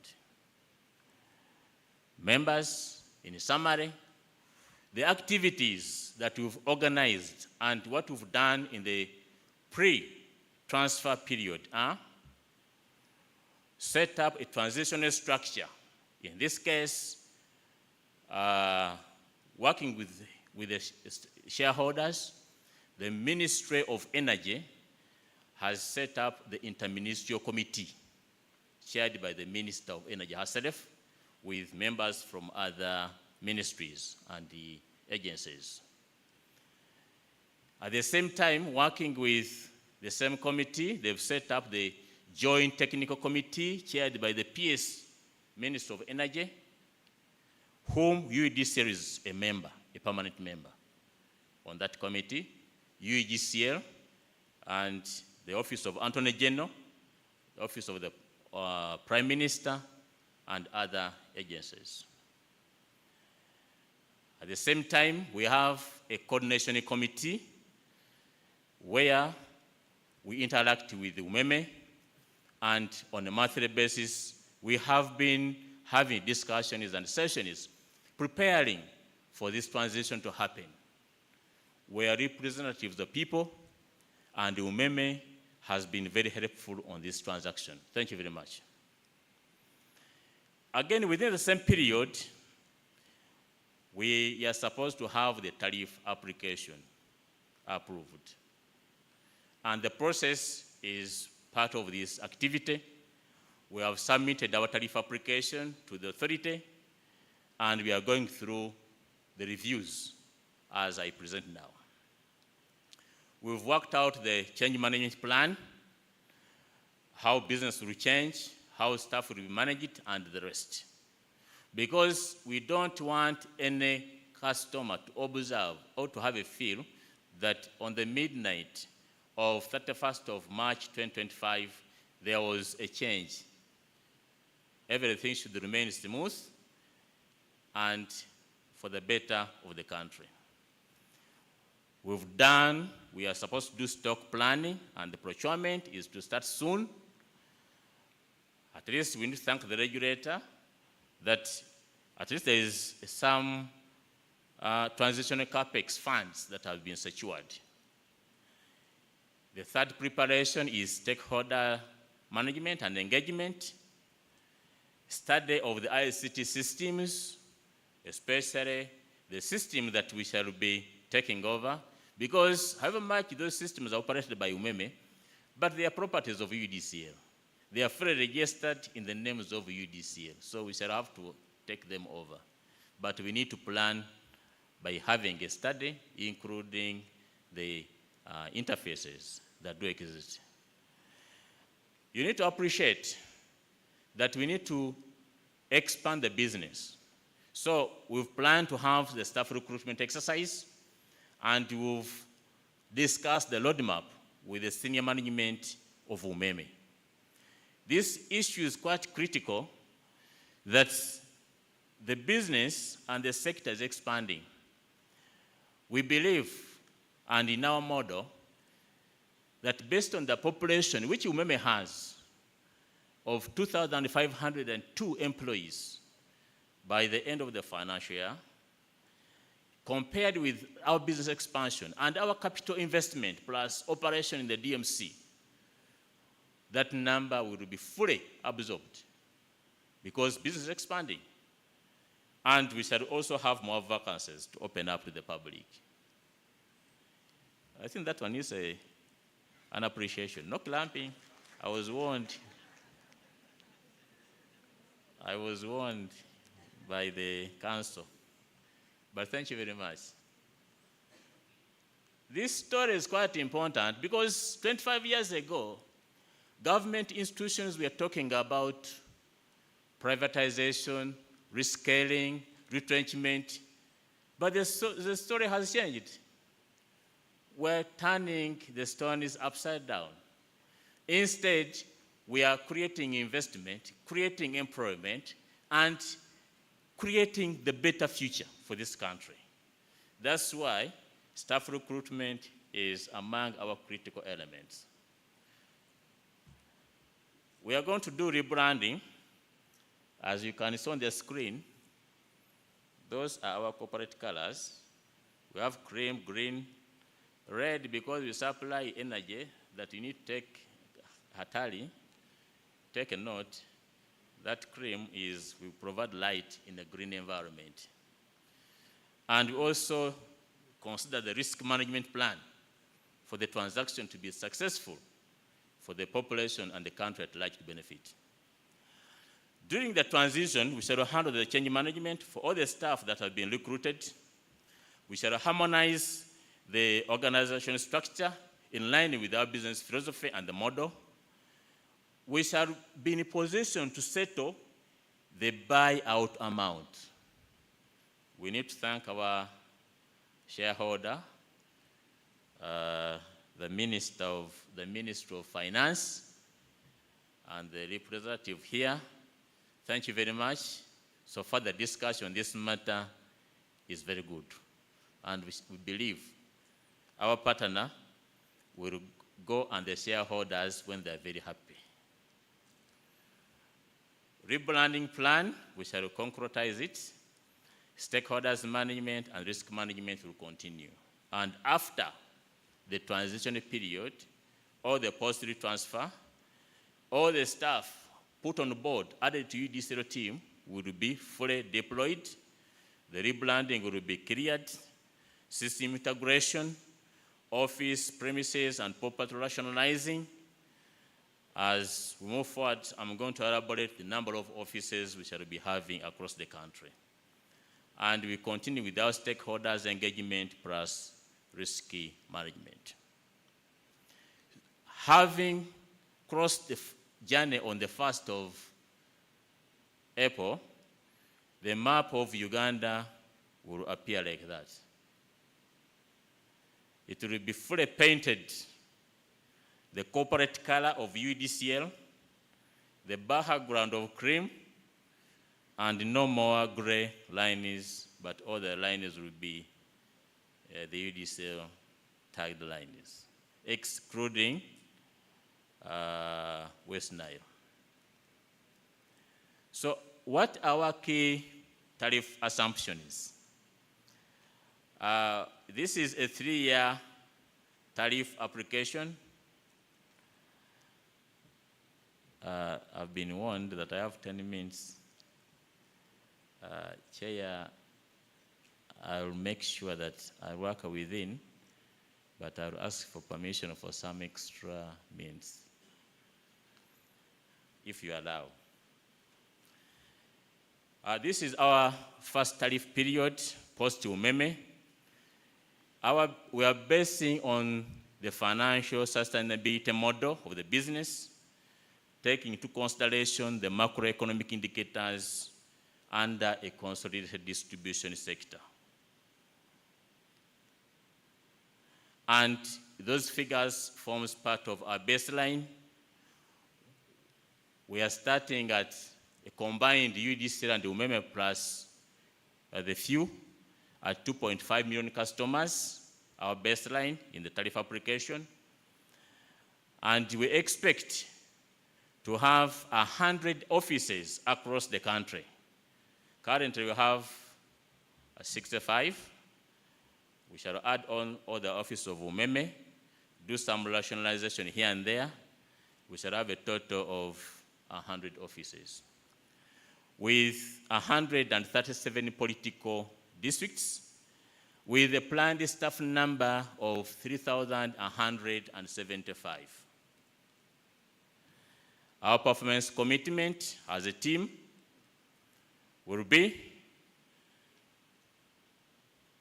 our application is looking at achieving a 15.2% energy loss by 2027, because currently the average across is at 16.4.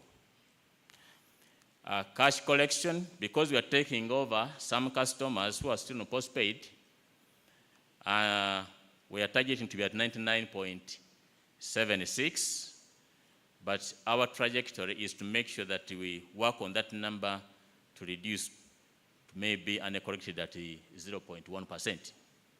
Power reliability to be within the ERA approved rates, with an average customer addition of 300,000.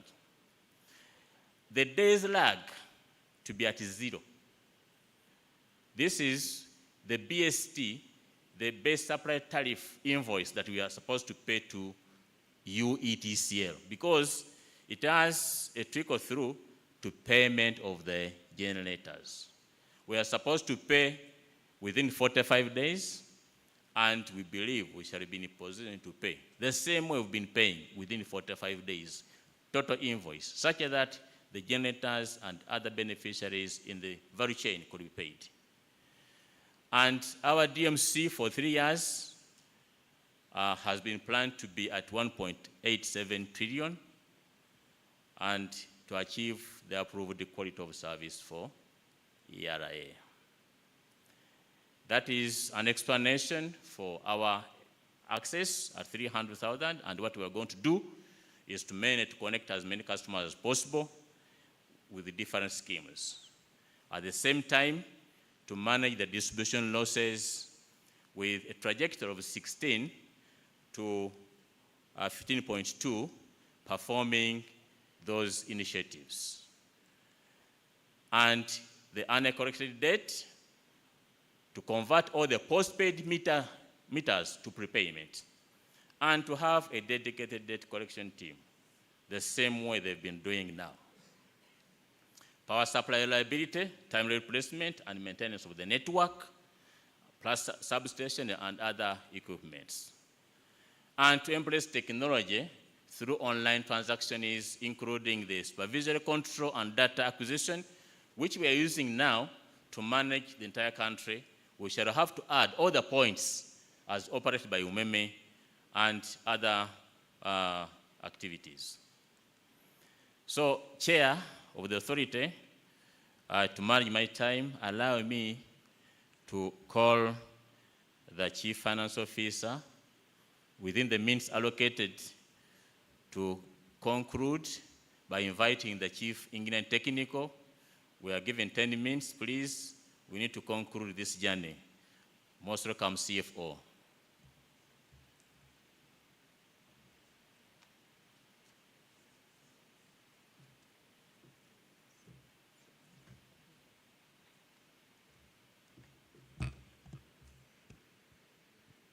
Good morning, ladies and gentlemen.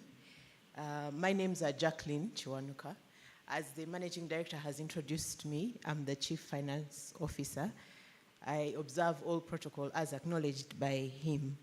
Since I have 5 minutes, I'll be very quick. Mine is really easy because he has elaborated everything that we intend to do as far as the retransfer is concerned and how we are going to do it.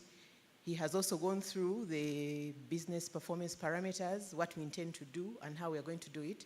So really mine is to attach a cost, to monetize the plan, so it will be easier to go through it. What I'm going to do for these slides is really to go through the components that make up the revenue requirement. What I need to point out also is that this is really high-level summary, so if you wish to look at the detail of these, I am made to understand that our detailed tariff application is on the regulator's website, so you can go there to look at further detail. The first component, which is the most significant, is network investments. Here we are showing how much we have allocated for this. We have categorized the investments according to our business performance parameters. So for growth and access, as explained by the MD, for loss reduction, for reliability and quality of supply and revenue collection. We have monetized the initiatives we have, and we have a total of 850 billion Uganda shillings over the period. In the later slides, there will be a detailed explanation for these. The second component is the non-network investments. These are the investments that will enable us achieve some of the performance parameters we have indicated. The bulk of it is fleet. We have tools and equipment, we have ICT, and so on. We have a total of 232 billion over the 3-year period.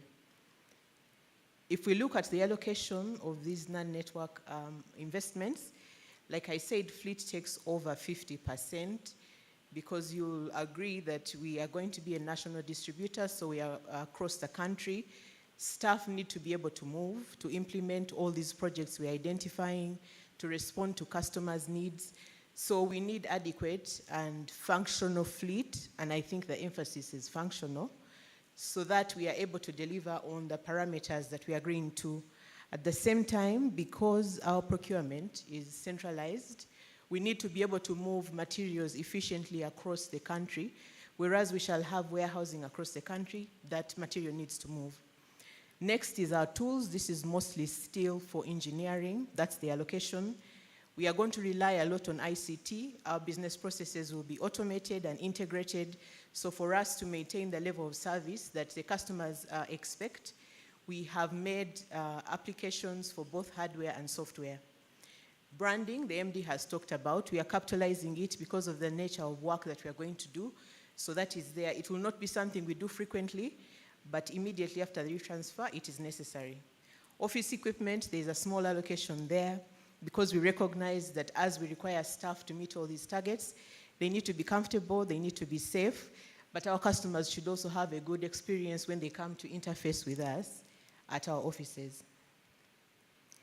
Next is our direct operating and maintenance costs. The managing director kept talking about DOMC. That's what we mean, because it's a mouthful.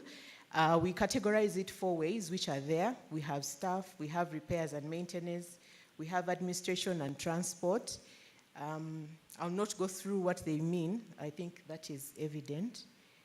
So this is a really summary of the provisions we are making in our application across the 3 years. We have a total of 1.8 billion for the 3 years.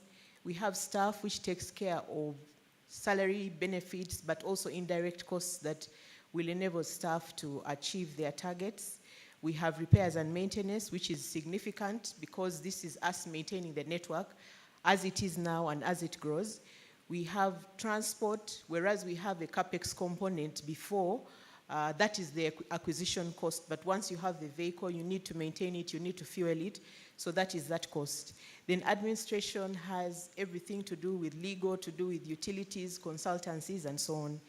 Again, like I pointed out, this is high-level summary. If you need the detail, please refer to our detailed application. That is a graphical representation of our DOMC. As you can see, repairs and maintenance, because it is core to the business, it takes the highest portion, followed by staff. Of course, to carry out repairs and maintenance, that will drive the staff costs. The rest are smaller components. We have also made provisions for the finance costs. We acknowledge that whereas we have all these requirements for investment, the tariff will not be able to absorb these costs in the periods when we require them. So we have made a provision for financing, and our assumptions in coming up to the numbers we have in the tariff, we have put a loan principle which takes care of the buyout amount, estimated at the time we did the application.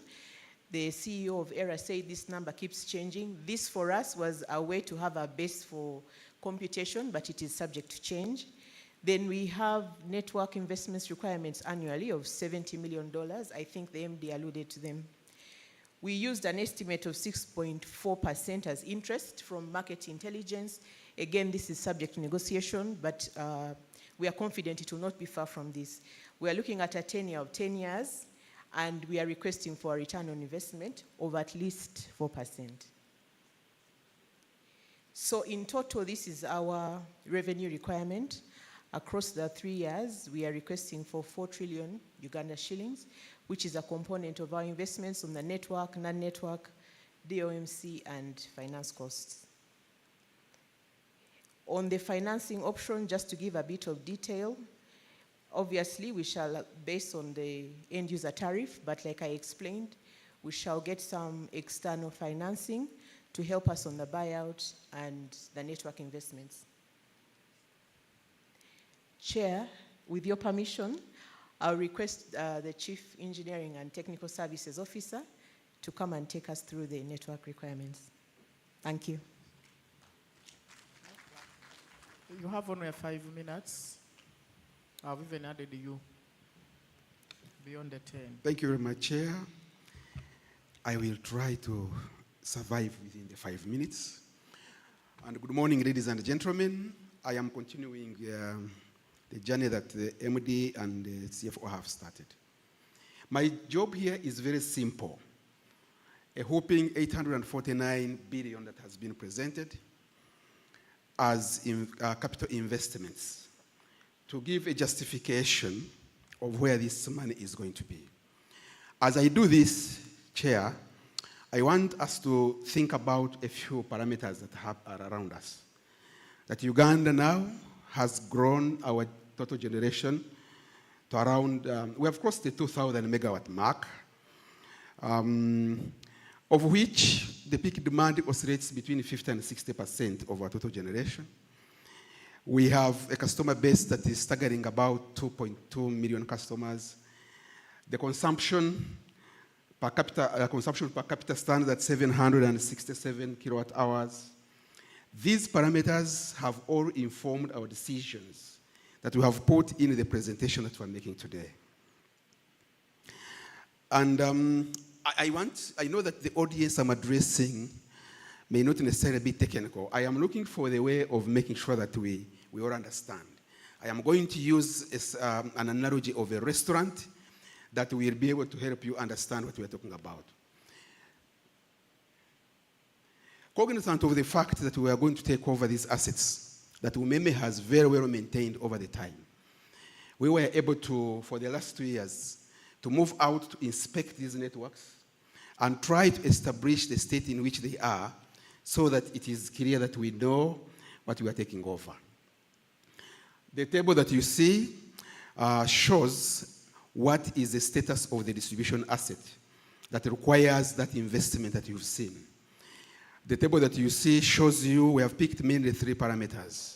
The network is made of substations, it is made of switching stations, and distribution line. Try to make compartments that are 3 to describe it. We have concluded this exercise by looking at pore by pore, and this is for the entire distribution network, both under UMEME today and the one that we are running. Interesting to note is that there is that parameter called the satisfaction score. The network, despite the investments that have been done, the network still is thirsty for more investments. You see 86.3%. That is good because UMEME has invested in the networks. But you have a 13.7% of the substations that require to be worked on. I can jump to the next, the bullet that you see. Important to note is that 36% of the power transformers, for example, that should have been power not distribution transformers. 36% of them have surpassed the expected life of 30 years.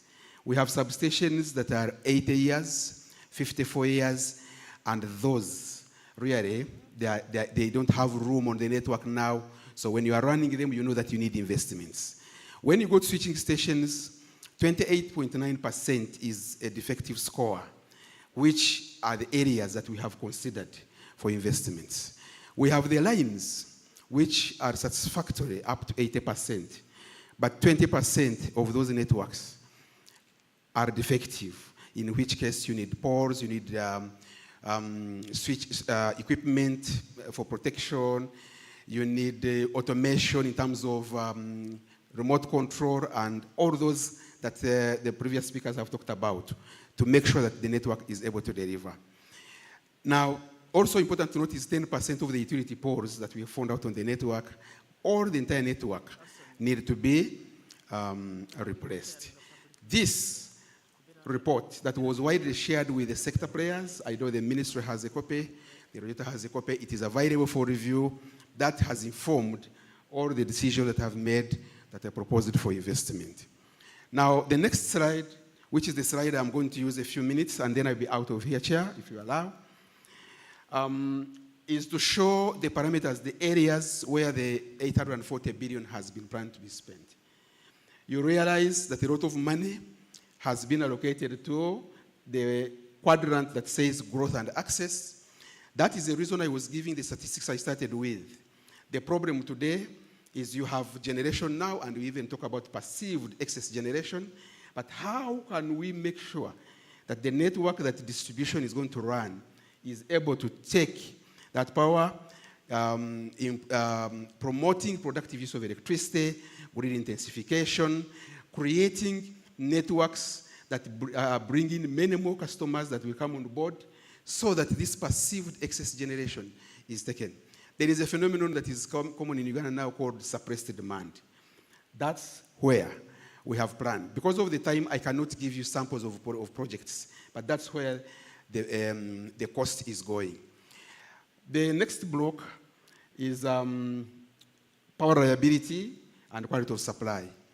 I am very sure that members in this room, if we put a question to what they think about the reliability of power in Uganda, some answers may say it is not reliable. And that is despite the fact that UMEME has invested.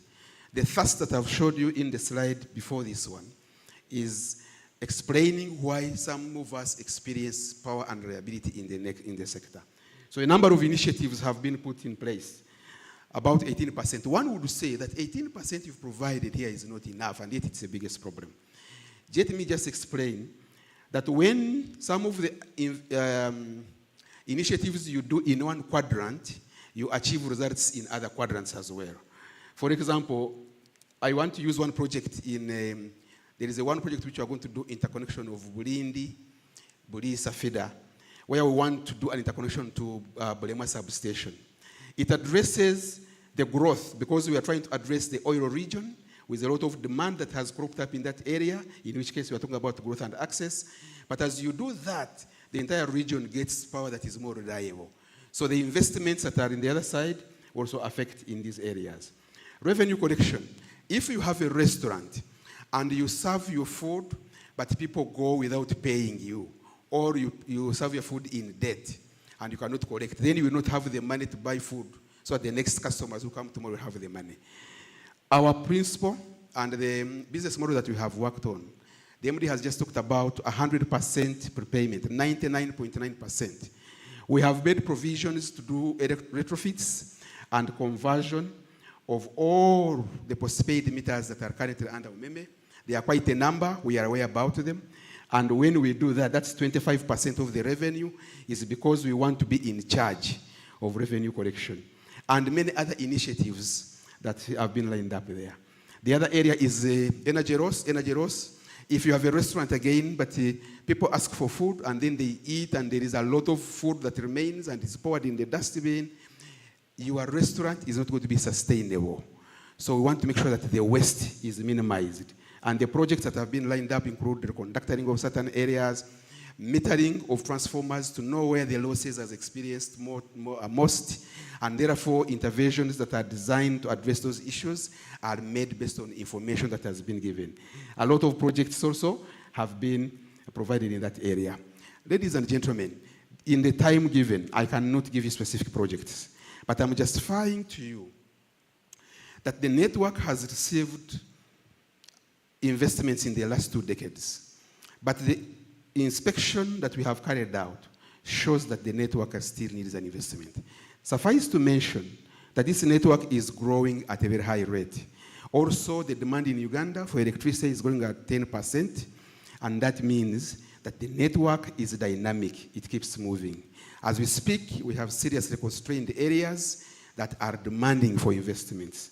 And with this application, if granted, we are ready to put the network that will make a utility in the distribution space that will be able to support the whole value chain of electricity supply in this country, because if we fail, transmission and distribution will fail. I thank you in the interest of time. May I now call the MD to come and start what you finished. I have enjoyed the few minutes you've given me, and in the power entrusted to me for this time, can I call you to come back?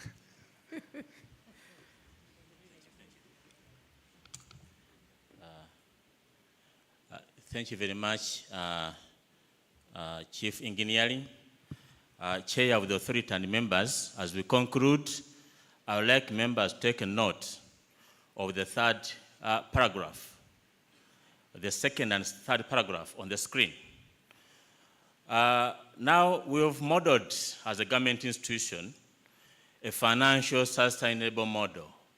Having presented all the figures, those big figures, those capital investment, we believe that the business and the activities we're going to do, they will be in a position to sustain a tariff neutral. The regulator will guide accordingly. So in our modeling, we don't expect to have a huge impact, but we believe that service will be delivered. Therefore, we do here request the regulator to grant UEDCL a license for distribution of electricity and the sale of electricity in Uganda.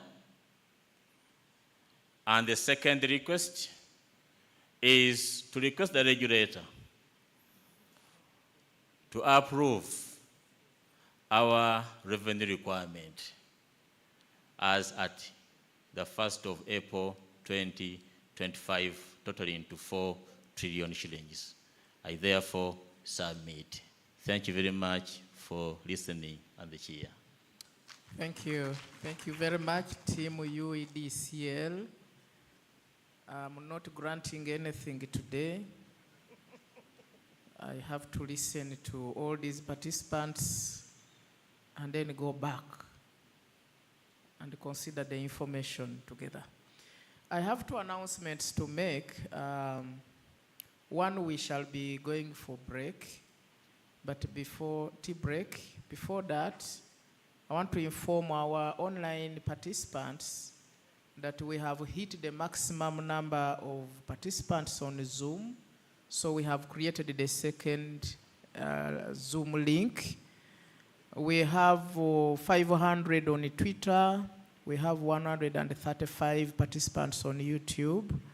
And the original Zoom link has 503. So we've created the second Zoom link. So we have a total of 1,138 who are joining us virtually.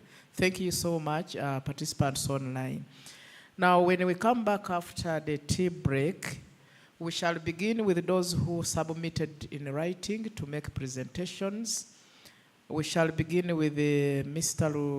Lutaya Charles on behalf of his group. And then he will be followed by Mr. Martin Ndungustie, head of Power ATC Uganda. So those will be the first presenters, and then we shall invite others also to have their input. So right now, I hope the tea is ready. We return.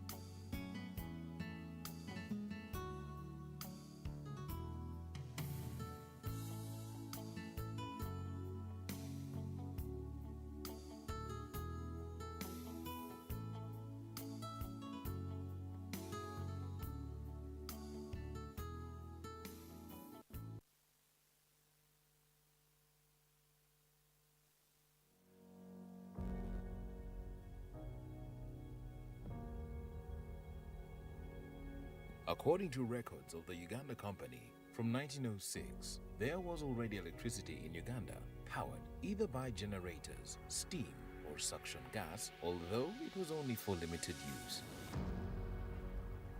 The limited use was expanded with the introduction of thermal electricity around 19.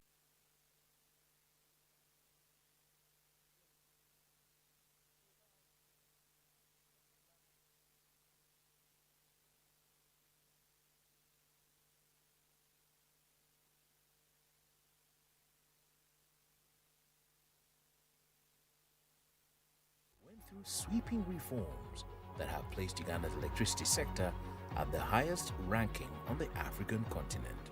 Today, Uganda boasts over 1,365.2 megawatt installed generation capacity from a mix of renewable energy technologies, including hydro, grid-connected solar, cogeneration, and thermal. What began as a plan to construct a single dam to support the growing economic activity in the country has now transformed into a robust, self-sufficient electricity supply industry with huge investment potential in the entire value chain of generation, transmission, and distribution of electricity. The reforms brought about increased generation and also transmission and distribution. But the reforms also brought technology transfer because we have trained our own staff.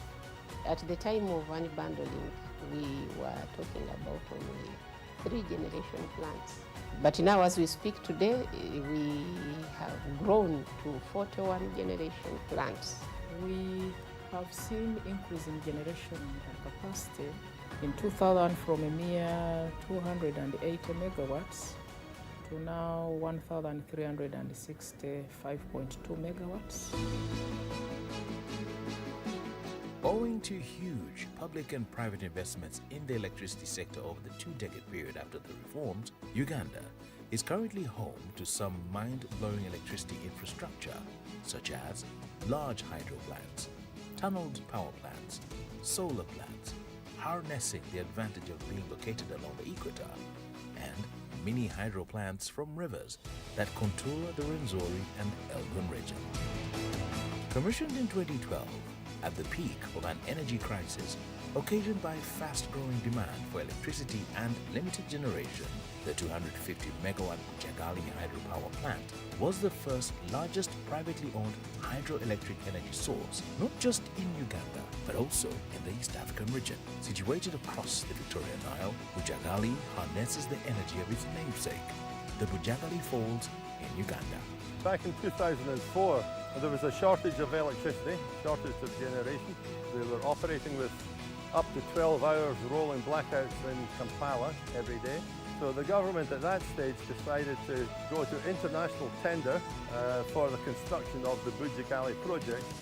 In 2019, the country also welcomed the 183-megawatt Isimba hydropower plant, the first major power project to be built under public and private financing arrangements. Located 4 kilometers downstream of Simba Falls on the River Nile and approximately 50 kilometers downstream of the source of the Nile, Isimba is currently the second largest fully operational plant in Uganda.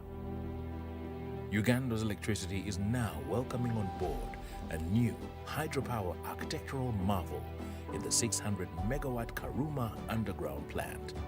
Not only is Karuma a boost to the country's energy portfolio, but it is also a stunning tourist attraction for both local and international tourists. Benefiting from the rapid development of photovoltaic technology, solar energy generation as an important component of the renewable energy mix has been witnessing an exponential increase across the globe for the past decade. Uganda's solar profile consists of 5 grid-connected solar photovoltaic plants with a combined capacity of 60 megawatts. 2 other smaller capacities serving the Kalangala and Lolwe Islands, and a number of off-grid projects in the pipeline, expected to accelerate access to electricity in rural areas.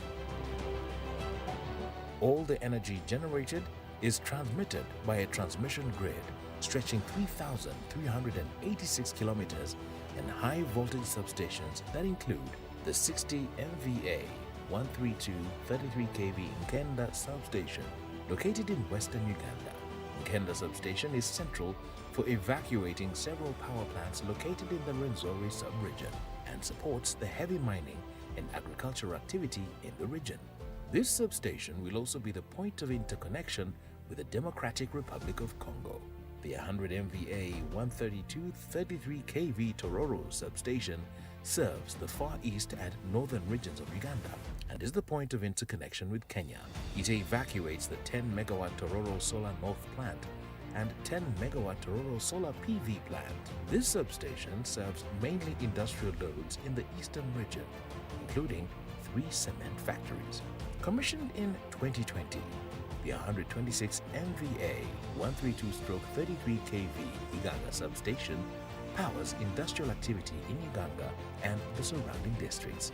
Perhaps the largest on the list is the 400 MVA/220/132/33 kV Kawanda substation, which serves the main load centers in and around Kampala metropolitan area. It evacuates the 250 megawatt Bujagali hydropower plant and will receive power generated from the 600 megawatt Karuma hydropower plant upon commissioning. Kawanda substation is the main supply point for western Uganda and the interconnection with Tanzania and Rwanda through its 220 kV backbone in Masaka and Mirama respectively, with 4 transformers serving 11 and 33 kV loads around the eastern part of Kampala city. The significance of Lugogo substation to Uganda's electricity supply industry cannot be undermined, as it houses the National Control Center, where dispatch of electricity across the country and interconnection with neighboring countries is controlled. The distribution segment comprises of 80 distribution substations across the country, which supports the delivery of quality supply to the different categories of consumers, ranging from domestic to extra-large industrial. Among these substations is the 28 MVA 33/11 kV Moniko substation, which not only supports the industrial load in Lugazi, but also evacuates the 26 megawatt cogeneration plant operated by Sugar Corporation of Uganda Limited, SCAL. Whereas Uganda's electricity distribution segment is run by 8 licenses, Umeme Limited, one of Africa's most benchmarked power distribution companies, operates 95% of the network. We've actually made the sector financially viable and weaned it off from government subsidies. Losses have reduced from 38%, now we are talking 16.7%. Bill collections has gone up. Now we are running at an average of 99% over the last 10 years. Our customers are now used to a continuous supply. And that goes a long way to speak to the improvement in the quality and reliability of supply. Now we are no longer talking about outages, we are talking about surges, blinks. We are moving towards middle income. We are seeing total social transformation by giving this service. And we are talking about nearly 2 million households connected to the grid. But also we have done so well in creating an enabling environment for off-grids, mini-grids, solar home systems, to the extent that now 38% of our access to green energy is through those technologies. Right now, we can use the household equipment that we need, that we have, that we can afford. So when you look at the journey over the last 17 years, it has been really very fast-paced. We've readied the platform for takeoff. We promise that we shall continue to deliver our mandate as an electricity regulatory authority. It has been a journey of a lot of focus and sacrifice from all of us to be able to build the electricity supply industry sector that the globe now is admiring. We actually have a surplus of electricity, and we are building more dams, as you know. Not only on all the sides of the Nile River, but even on the smaller rivers. With abundant and cheaper electricity, will mean faster industrialization. Looking back on the journey, Uganda's electricity subsector is a success story attested to by several local and international benchmarks.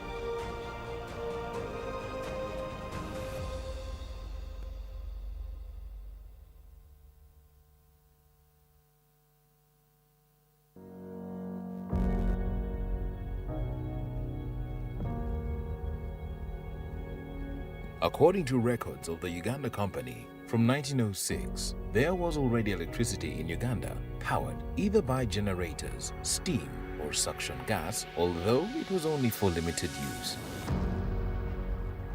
The limited use was expanded with the introduction of thermal electricity around 1915, and finally, in 1954, the first hydropower plant was commissioned at the Owen Falls Dam in Jinja. The commissioning of the 180 megawatt Owen Falls Dam triggered a transformation of the country's nascent sector that in the early 2000s went through sweeping reforms that have placed Uganda's electricity sector at the highest ranking on the African continent. Today, Uganda boasts over 1,365.2 megawatt installed generation capacity from a mix of renewable energy technologies, including hydro, grid-connected solar, cogeneration, and thermal. What began as a plan to construct a single dam to support the growing economic activity in the country has now transformed into a robust, self-sufficient electricity supply industry with huge investment potential in the entire value chain of generation, transmission, and distribution of electricity. The reforms brought about increased generation and also transmission and distribution.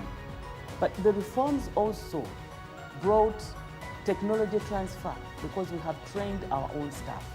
At the time of unbundling, we were talking about only 3 generation plants. But now as we speak today, we have grown to 41 generation plants. We have seen increase in generation capacity in 2000 from a mere 280 megawatts to now 1,365.2 megawatts. Owing to huge public and private investments in the electricity sector over the 2-decade period after the reforms, Uganda is currently home to some mind-blowing electricity infrastructure, such as large hydro plants. Ladies and gentlemen, we are very behind schedule. I would like to encourage everyone who is done with their breakfast to please return to your seat. From rivers. The chairperson is calling you back to your seats. We need to resume with the hearing. Ladies and gentlemen, kindly return to your seats if you're done with your breakfast. We also entertain working tea. If you're able to walk in with your cup, kindly come with it. We need to resume. We need to resume. Kindly walk back to your seats. The chairperson is calling you back. We need to resume the hearing. Time is not on our side.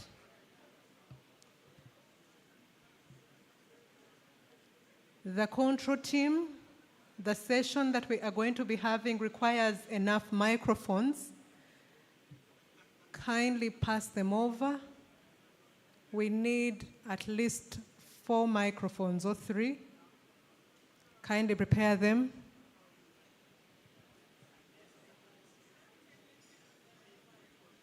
Ladies and gentlemen, in the interest of time, kindly return to your seats. If you are not yet done with your breakfast, we can have a working tea.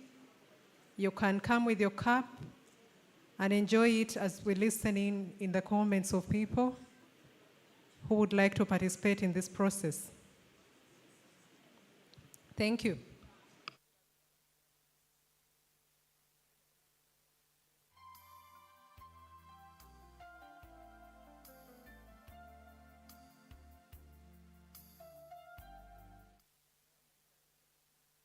Technology, solar energy generation, as an important component of the renewable energy mix, has been witnessing an exponential increase across the globe for the past decade. Uganda's solar profile consists of 5 grid-connected solar photovoltaic plants with a combined capacity of 60 megawatts. 2 other smaller capacities serve in the Kalangala and Lolwe Islands, and a number of off-grid projects in the pipeline, expected to accelerate access to electricity in rural areas.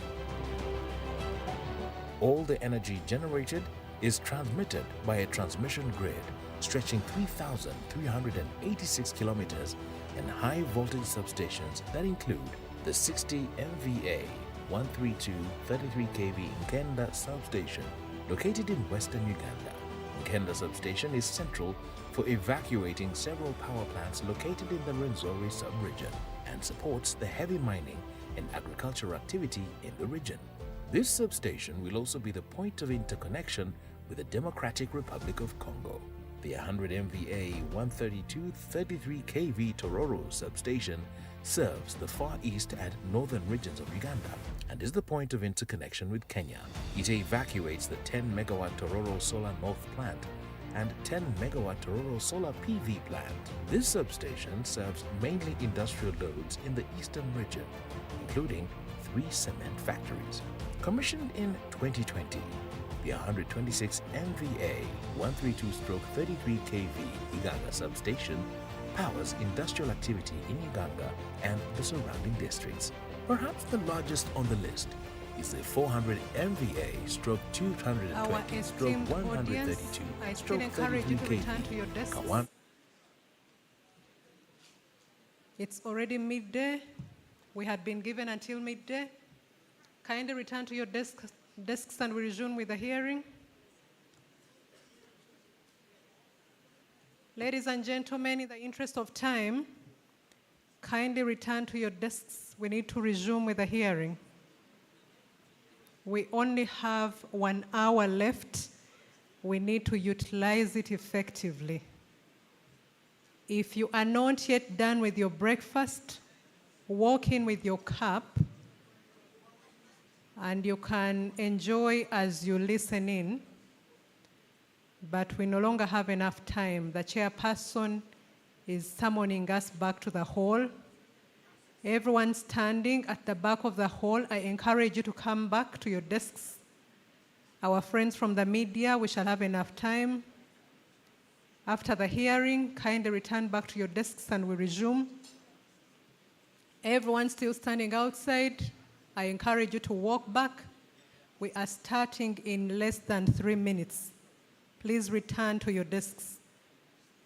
Elijah, wherever you are, and John Adusa, kindly come and pick a microphone from me.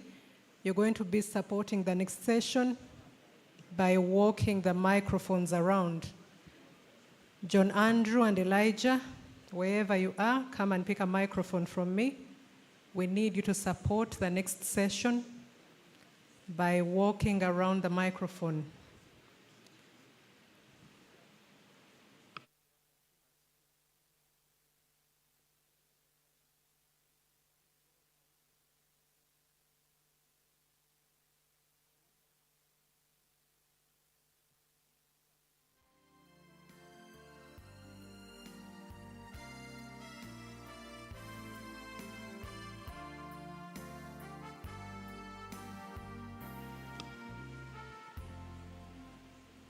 Kindly walk back. Now we have only 1 minute to start. The chair is just about to start the next session. The first presentation is about to start. Kindly walk back to your desks. We are way behind schedule.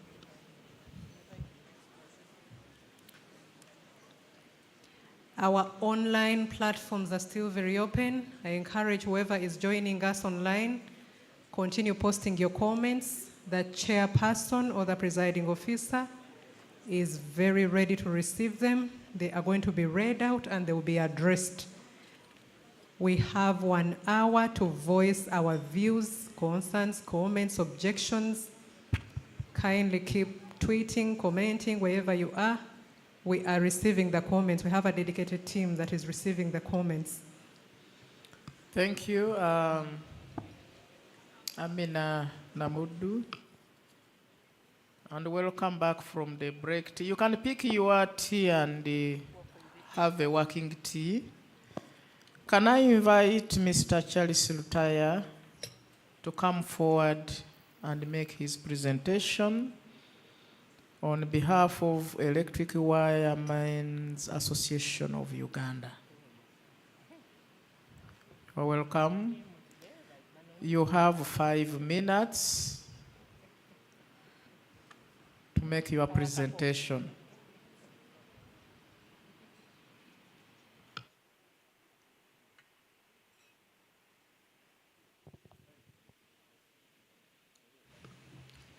Greetings everyone. We welcome you to this session. Once again, I'm called Lutaya Charles, and besides me, I have a lady power couple by names of. My name is Om Shadafin. I'm a power couple. Thank you.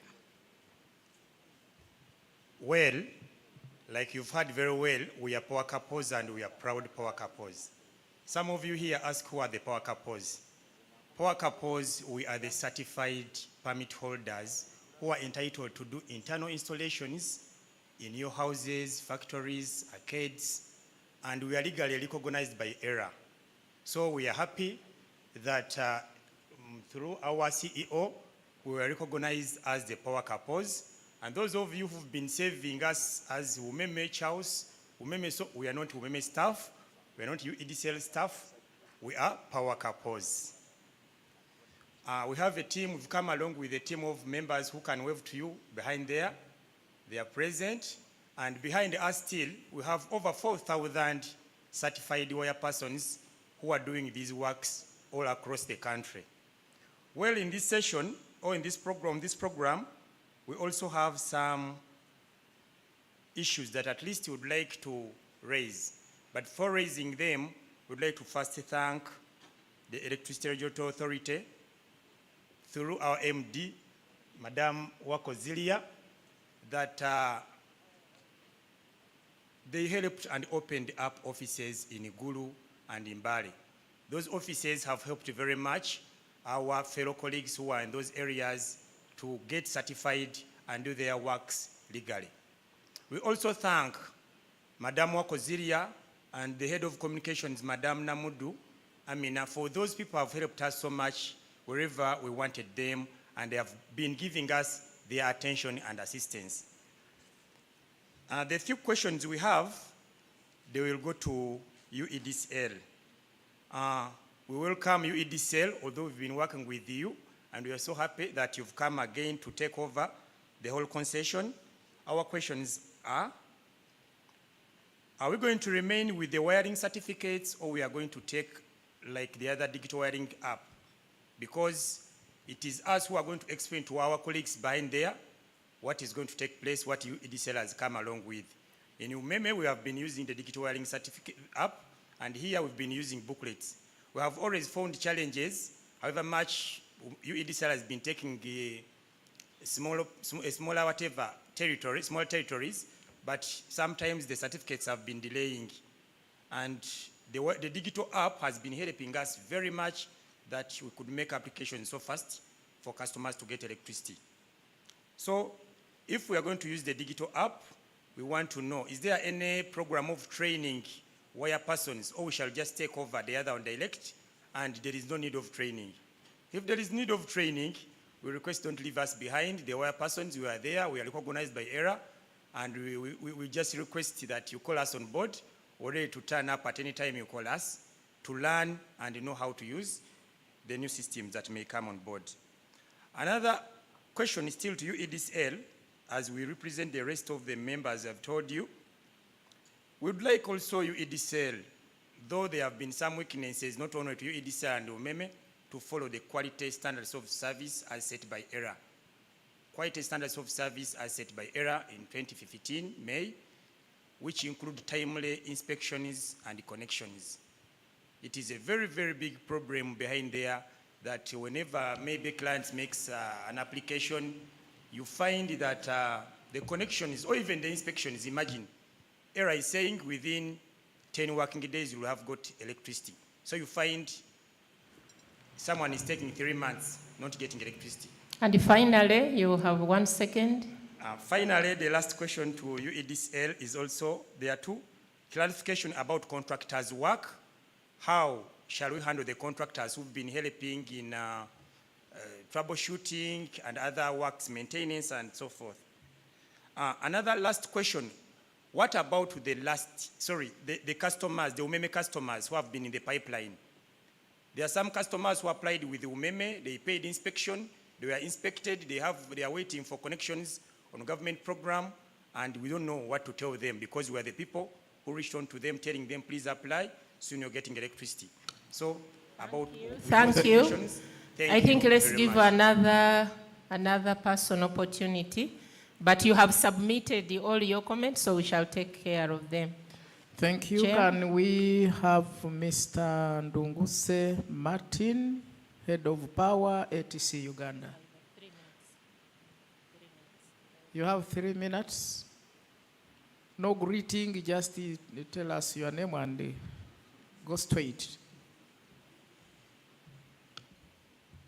Right. This is Ronald Lugolobi, ATC Uganda. Unfortunately, Martin is not around. But in terms of just a brief, currently ATC owns about 4,300 towers, of which currently 2,600 of those are connected to grid via the UMEME network, okay? With a consolidated consumption of about 10 million kilowatts a year, which is not small. And then our monthly bill being about 7 billion, okay? Not a small figure. So UMEME has been key in supporting us towards that availability, especially that we are the backbone of the telecom sector, which requires an availability of 99.9%.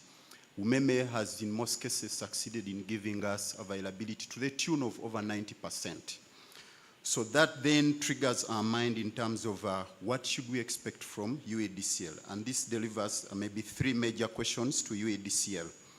One, from the presentation that was highlighted, there's a plan to change from postpaid to prepaid meters. This for us in our thinking is laborious from the operational aspect, but also based on ATC credit rating. If you do your checks with UMEME, based on the figures that I've illustrated. Do we have an exception for that based on our credit rating and how much we are consuming in a year? Secondly, in terms of the work management center from UMEME, it's been responsive given the kind of availability that we need. We would want to understand whether UEDCL is going to retain that or how is ATC going to be prioritized given the type of consumption that we are in. And then thirdly, time of use functionality. Currently, I want to believe that's not operational with UEDCL prepaid meters. I guess that is yet to be approved by ERA.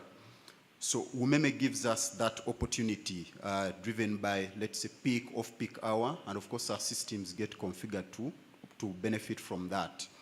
So what's the plan around that from UEDCL side? We'll definitely be able to give maybe a lot more details once we have more sessions with UEDCL, but that's key on top of our mind as at this moment. Thank you. Thank you. Thank you very much.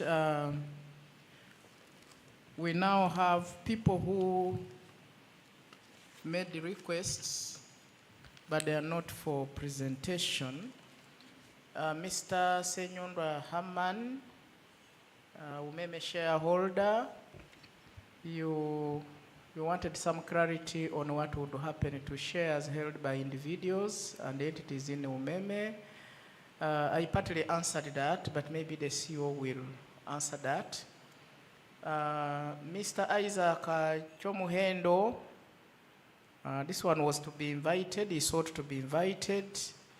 Mr. Kibira Derek, he also thought to be invited to be present here. I hope you came. Mr. Kayondo George, this one concerns a civil case in court. The CEO will answer. Mr. Ronald Ogola, you sought to be invited. Then Mr. Kiyuba Sulaiman Nkutu of Masanyalaze Group Limited. You wanted to be present. I hope you are here. Mr. Nwagaba Joseph, you expressed some dissatisfaction on aspects regarding UEDCL. The CEO will answer. Mr. Tony, but this one we received the complaint. Maybe the CEO will give you an update. Mr. Tony Muuluzi, on behalf of Satisfied Wiremen of Greater Masaka, you expressed interest to be invited to attend. I hope you did. We responded to that. Citizen Forum for Civic Awareness Uganda, you requested the authority to allow you to be involved and to be updated on the ongoing transition. This one, you will be updated. Then publish what you found Uganda.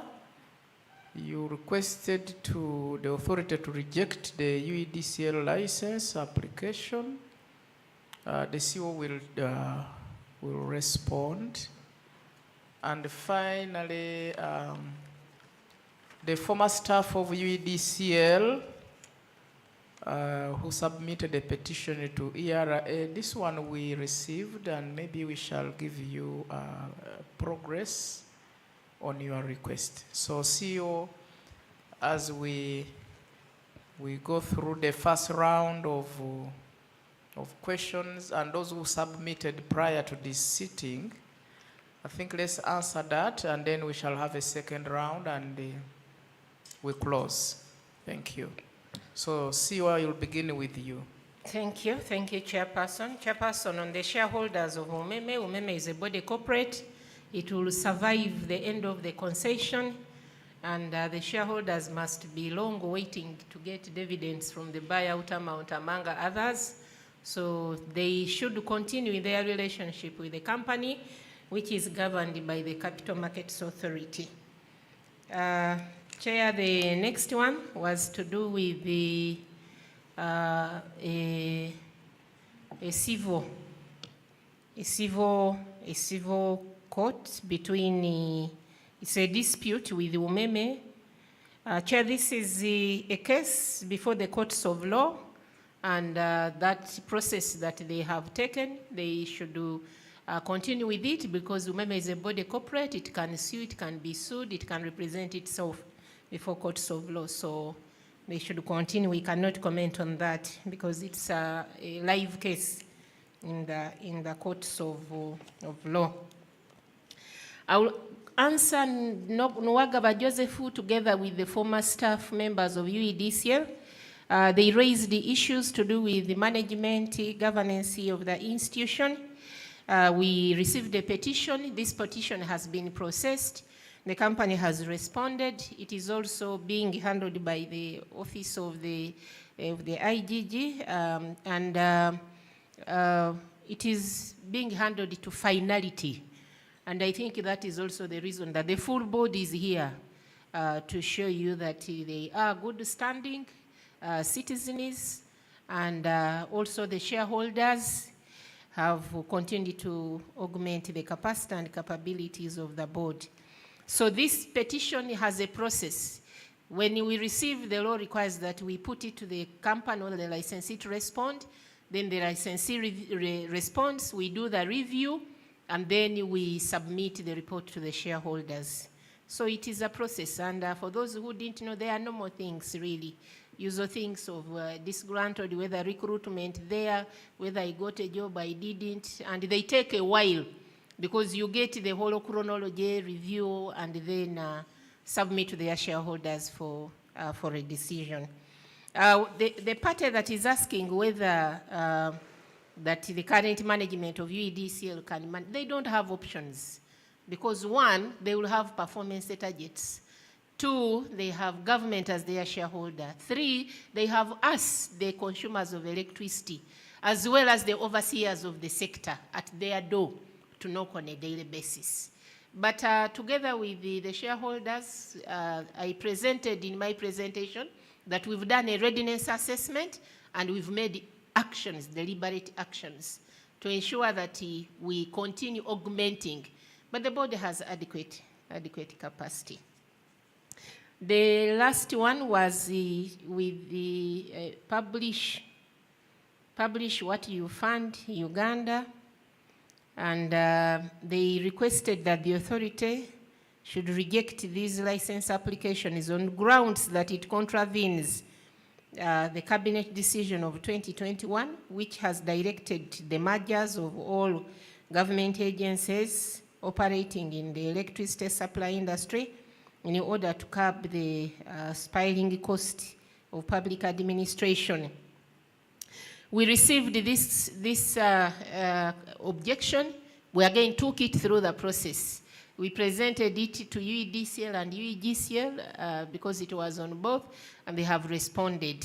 As the implementers of the second generation reform, together with the Ministry of Energy, and indeed, in what we've been presenting since morning, that this is part of the implementation of the reforms. It does not counter, it does not derail the reform. It supports the reform. Chair, those were the residual issues from the written submitted comments. I hand back to you. Thank you.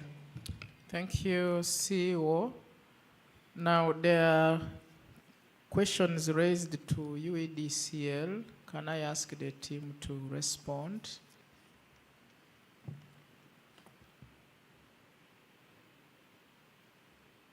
In 5 minutes.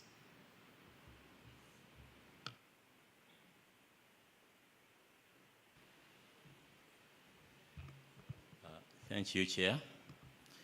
The first question was from Power Couple in relation to the online application. It will be readily active on the 30th of November, up and running. Expect training for 2 weeks.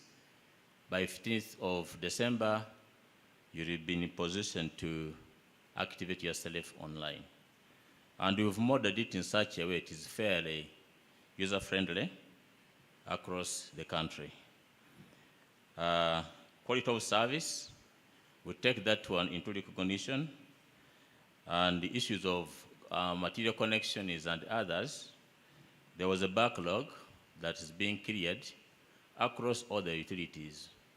But now, since materials are flowing, especially for the Energy Access Scalar project, I think now the backlogs have reduced because as a utility, we are obliged to do first come, first serve. So in the queue, most of the utilities, for example, UEDCL, we're remaining with a backlog that can take us for the next 25 days. The rest will be cleared on board.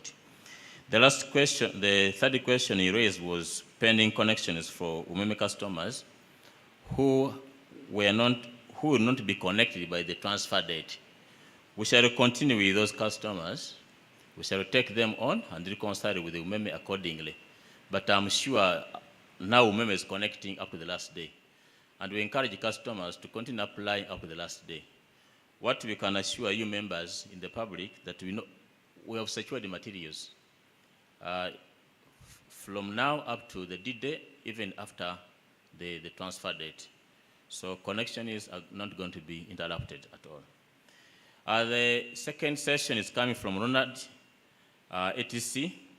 Yeah, thank you very much, Ronald. You're also our customer. And we need to revolve by technology. The world is changing from postpaid environment to the new way of managing bills and transactions.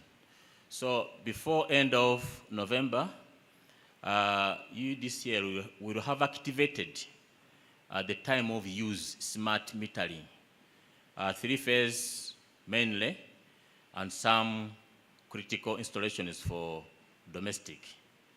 So you'll go on the smart environment, but we encourage you to plan accordingly to embrace the prepayment situation and the standards, because that is the direction for any utility.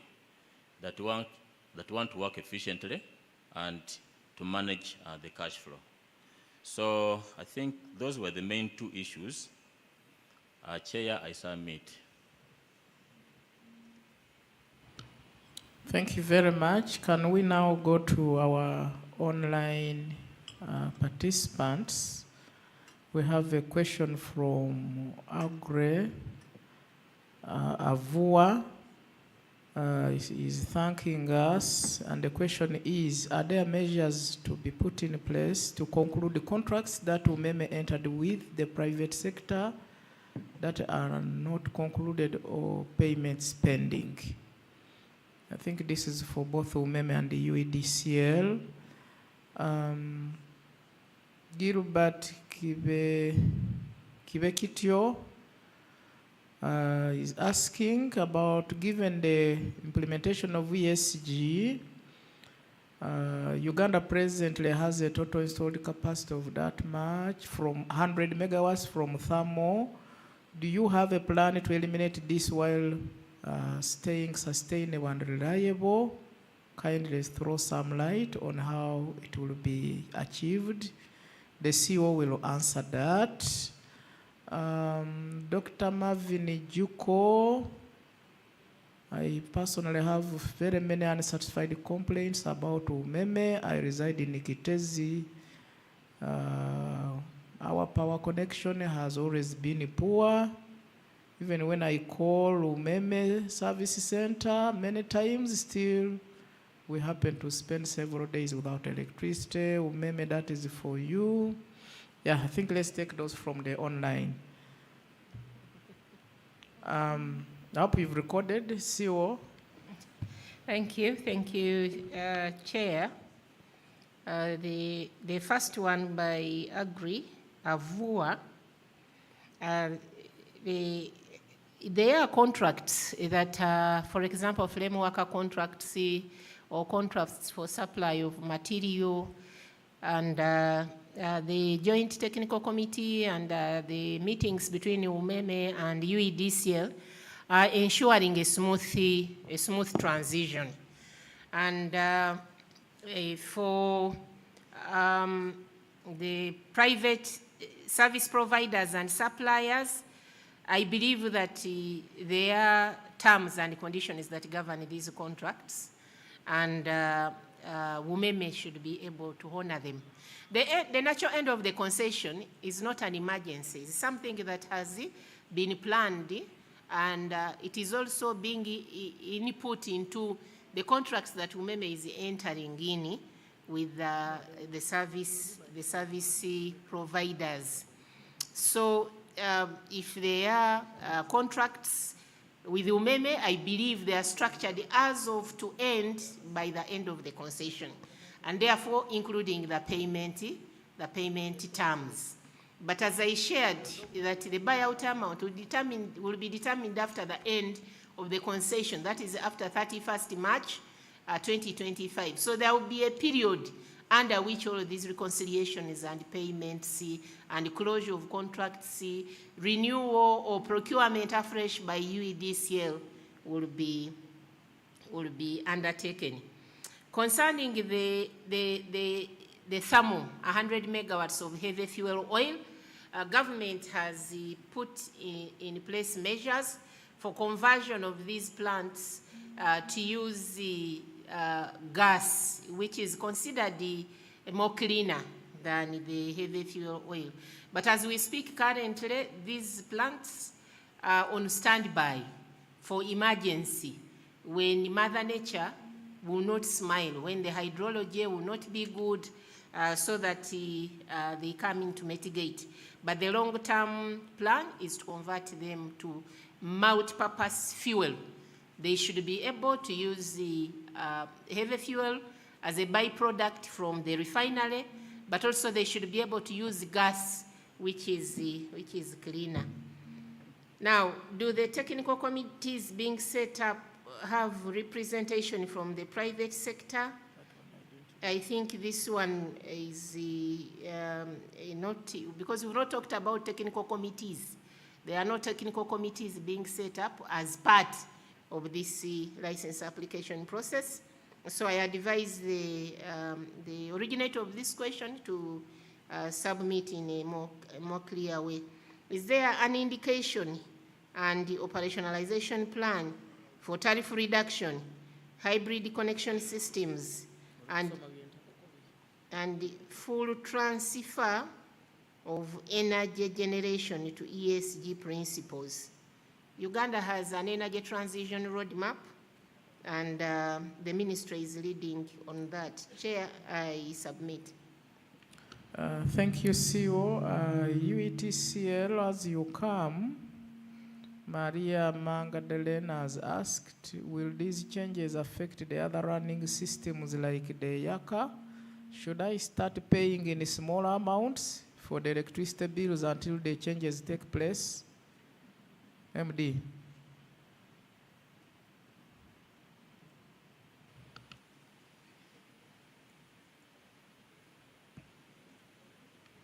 Now, after this, I'm coming to the physical participants. By show of hands, I'll pick you. We are not allowing requests to make presentations now. It ought to have been before we convene. So by show of hands, I will allow you to make your presentation. Thank you. Thank you, Chair. Let me start with the last issue on Yaka. The changeovers, the customer will remain with his or her meter at his premise of operation. But on the transfer day, we have configured the system at midnight as 00 minutes past. You'll get a message guiding you how to transit with the token change instructions. And it's a very easy arrangement, which we have performed in all the 5 service territories that we've taken over. So members should not be worried that they're going to spend any much more money on any other transaction as far as this is concerned. The second issue that was raised was where the contracts entered by Umeme with the private contractors. The CEO, ERA, has mentioned about it. Contracts entered with Umeme, they have to be concluded with Umeme, and UEDCL will enter into new contracts, maybe with the same suppliers or even a large group of suppliers. I need to update members in the gathering, online and physical, that currently on our pre-qualified customer suppliers list, we have over 640 suppliers. But we do encourage more to apply to join the list. But at the same time, adverts come for open bidding. You're also always invited to participate in the exercise. I submit. Thank you very much, Chair. Thank you, MD, Mr. Paul Mwesigwa. Can we now pick 2 hands from each row? I'll begin with this side by show of hands. Yes, gentleman over there. Please pass Okay, and this gentleman in front. And they stand up. Can you stand up so that they give you microphones? Okay. Where are the people with the microphone? Revolving mic. Kasita, where are you? You are not running fast. Who has the microphone? He's there. He's already. Start with him.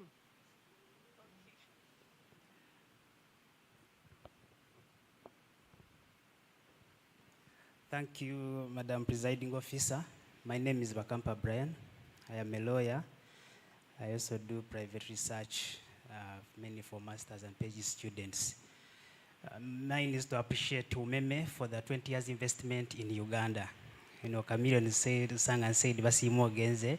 Kansimenga timuna genda banang. Thank you for investing in Uganda. Then I'm glad that the government... You have 1 minute to make your case. Yes, I'm making my case. I thank government of Uganda through UEDCL for taking over this activity. It's a measure that shows the government is actually taking up its role, and we thank God for that. I submit. Thank you. Kindly, we are interested in questions, not appreciations. When Umeme finally ends, we shall pour appreciations to Umeme. Bw'oba toli comfortable mu Luzungu, nkukiriza oyogere Oluganda. Ndowooza nze era kanjogere Luganda. Amanya gange nze Please interpret for whoever is next to you if they don't understand Luganda. What is the interpreter? He's next to you. Okay. He's there. Oh, okay. Mbalamusizza mwena bammemba. Nze ndi musuubuzi mu katale ka St. Bali ku Ddembe downtown there. Nzize ne bannange bano. Naye nga tuyina okwebaza gavumenti ya Uganda ne mkyala w'essaali Ajati Dokita, tukwebaza nnyo emirimu gy'okola. Kati konsaani yaffe kantukire ku point, wansi eyo waffe mu Owino bateekayo amasannyalaze naye tuli ku baloke meter management. Ng'essaawa eno eddukanyizibwa olukiiko lwe twalonda ng'abasuubuzi wayiseewo emyaka kati 17. Olukiiko olwo lwe twalonda, abantu abo be twalonda baali basuubuzi nga buli zooni ekikirirwa abantu 2. Oluvannyuma lwa Umeme okubeera nti amasannyalaze gagiremye okuddukanya mu katale nga gabbibwa, naye ne tuwulirako nti abamu ku abo era beera abaalondebwa be baali bagitaataaganya, that is oba kye bayita tampering. Naye baafoomingawo komiti eyo yali wansi wa association bagiyitanga Slower. Association ya Slower essaawa eno kyenjagala obbategeeza oba wano waliwo n'abakamera balina okukimanya nti olunaku olwaleero ebiragiro bya pulezidenti biteekebwa mu nkola. Waliwo ekiragiro ekyayisibwa ng'ennaku z'omwezi 25 Septemba 2020 ng'awandiikira minisita wa Kampala Betty Amongi ng'amuwandiikira ebbaluwa association ezaali zaijakinze obutale nga ze-exploiting abasuubuzi mu butale zigobeddwa, n'olwekyo tezeetaagibwa. Mu association eno waliwo ze bayitanga subcommittees eziddukanya utilities, ng'emu ku yo ye masannyalaze group essaawa eno ekyaliwo era tetumanyi lwaki weeri. Waliwo ne gundi komiti endala bagitanga Boss Limited, yakola kampuni bayita Boss Limited, yo yagenda yaddukirawo nereka amabanja ga miliyoni 4 mwezi era tuli mu kufaafaagana nago. Bano essaawa eno bakimulatinze ze tuyita outstanding debts za miliyoni 600. Bwe mbajjukizaamu akatono twagendako mu era, twajjako eyo mu era mu gundi yammwe ne mu body room mu 2022 ndozo mwezi gwali gwa 3 ng'abantu bano babanjibwa miliyoni 4 ne balagirwa basasule alias buli mwezi miliyoni 2 essaawa eno zandibadde ziri luddawa. Twandibadde tubanjibwa ssente ezo, naye abasuubuzi abali wansi yennaku gye balina n'okutulugunyizibwa kwe batulugunyizibwa olwa kampuni eyo basolozebwa ssente buli luvannyuma lwa nnaku 3 tebaleka balance abaami abo. Ne bw'oba ogenze ewammwe mu kyalo n'okomawo bo basigala babala bubazi kuba be balinnya waggulu be bakka. Imagine omukazi omukadde, nze kyemmanyi wano yadde musomye, naye abantu abamu ababaweeredde bali wansi eyo. Abantu abo bayisibwa bubi kuba tebamanyi. Ffe abagezaako okujja eno ffe twerwanako. Nsebo maliriza era nze neebaza UEDCL yeebale kujja, naye Umeme ebadde etuyisa bubi naddala Kampala Metro. Badde bazannya obuzannyo bwa hide and seeking nga tebaagala bo balowooza, nze simanyi oba bizinensi yaabwe obanga balowooza waliwo agenda ogiyingira ne bakulyetinga amabanja. Imagine twalwanagana n'amabanja ago okuva emabega kati emyaka egi negeeyongera bweyongezi, interest gye badde bayinamu. Nawulira nti CID department ekolagana ne era. Mbadde nsaba banoonyereze ku bantu bano. Ate mpulira kati basiniikinga bongera okuyingira mu energy. Era bafune ka contract akapya oba ka memorandum of understanding. Tweyanziza ensonga yo tuginootinze, tugenda kuginoonyerezaako. Stephen, can you interpret in summary? Oh, Julius, okay.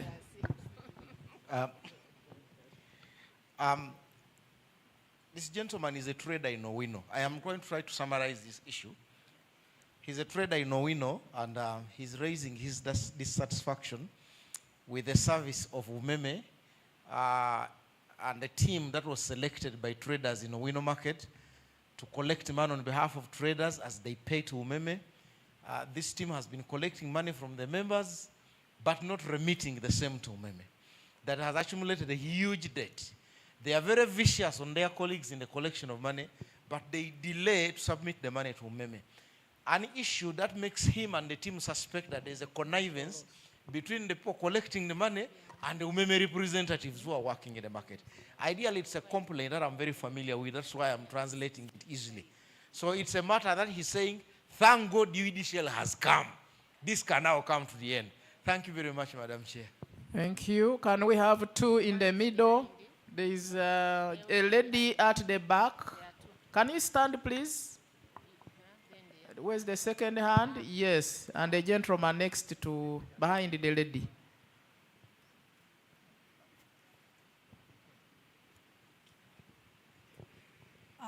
My name is Sarah Mukevezi. I'm the sales coordinator of Soga Forestry Company. My question is covering all the power plants in the private sector. UEDCL has a power plant and manufactures poles. So basically, they've been our competitor. Now, what is going to happen to the other pole plants that are in the same business, and how is it going to be ensured that we are still in business? That's my question. Thank you. Sebo. Thank you very much. I'm Sheikh Ahmad Musanjuchi, Namongona, Waga Division. I said my question is here. I'm going to be very quick. First question, how much is a unit in our home consumption? You tell us today. Because when we pay 5,000, for example, sometimes they give you 3.7. They give you, is it the computer which determines what to give you, or the operator? That is noted. Second question. Second, what is outstanding fee and for what? Because since we have gone digital, what is the need of that? Third question. Now, these are the dangers. I have noticed that these are the dangers of overcharging units or electricity. Stealing or illegal wiring resulting into fire breakout in schools and our homes, because people are using candles. Most of them cannot afford electricity. Thank you. On the side of security, please, let's give other people opportunity also. Okay, these are very, very important things. Can you summarize in 1 minute? Yes. On the side of the security, people cannot use, you cannot put on security lights outside because of high price of a unit. Environment destruction. People will continue to cut forests because for the charcoal and firewood because of high tariffs. I have noticed all those things. Thank you. Yes. And Thank others. you. Thank you. Thank you. These are noted. The last row, the gentleman in the blue, and the last person at the back. Neyanziza nnyo neyanzeege. Nze Serwadda Richard, ndi Miira ate era ndi chairman waabwe. Tuli basanyufu olwa kino, naye era tetunnasanyukira ddala.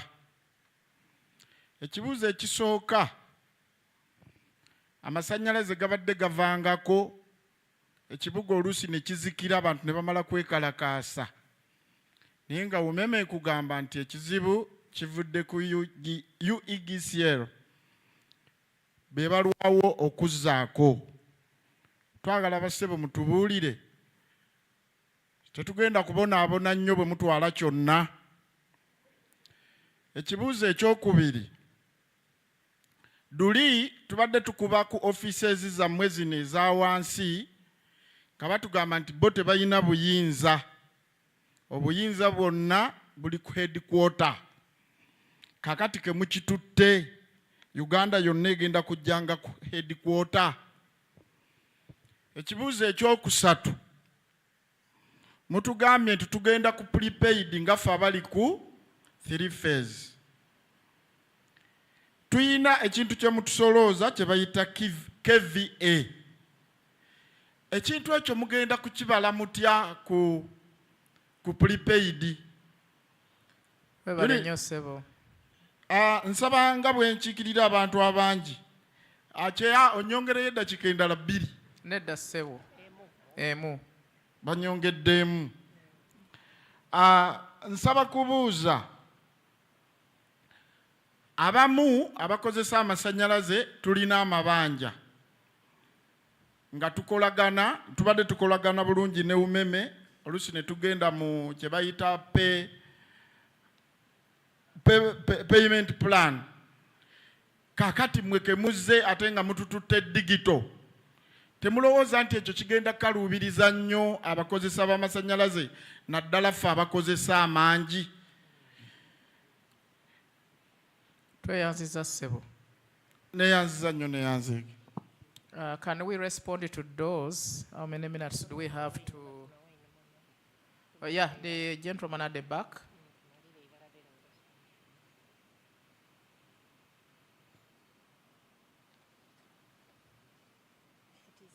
Very much. My name is Peter Pachuto. I'm from the Institution of Surveyors of Uganda. Mine is to UEDCL. I would like to request that you ensure supplier confidence. We have not seen anything from the CFO regarding procurements and how you are going to enhance that all the suppliers and contractors that have been under UMEME are absorbed. We also familiar that you will not stand alone in this game. You need the contractors and you need the suppliers. And to the MD, we went through your presentation and you indicated that you target 300,000 customers per year.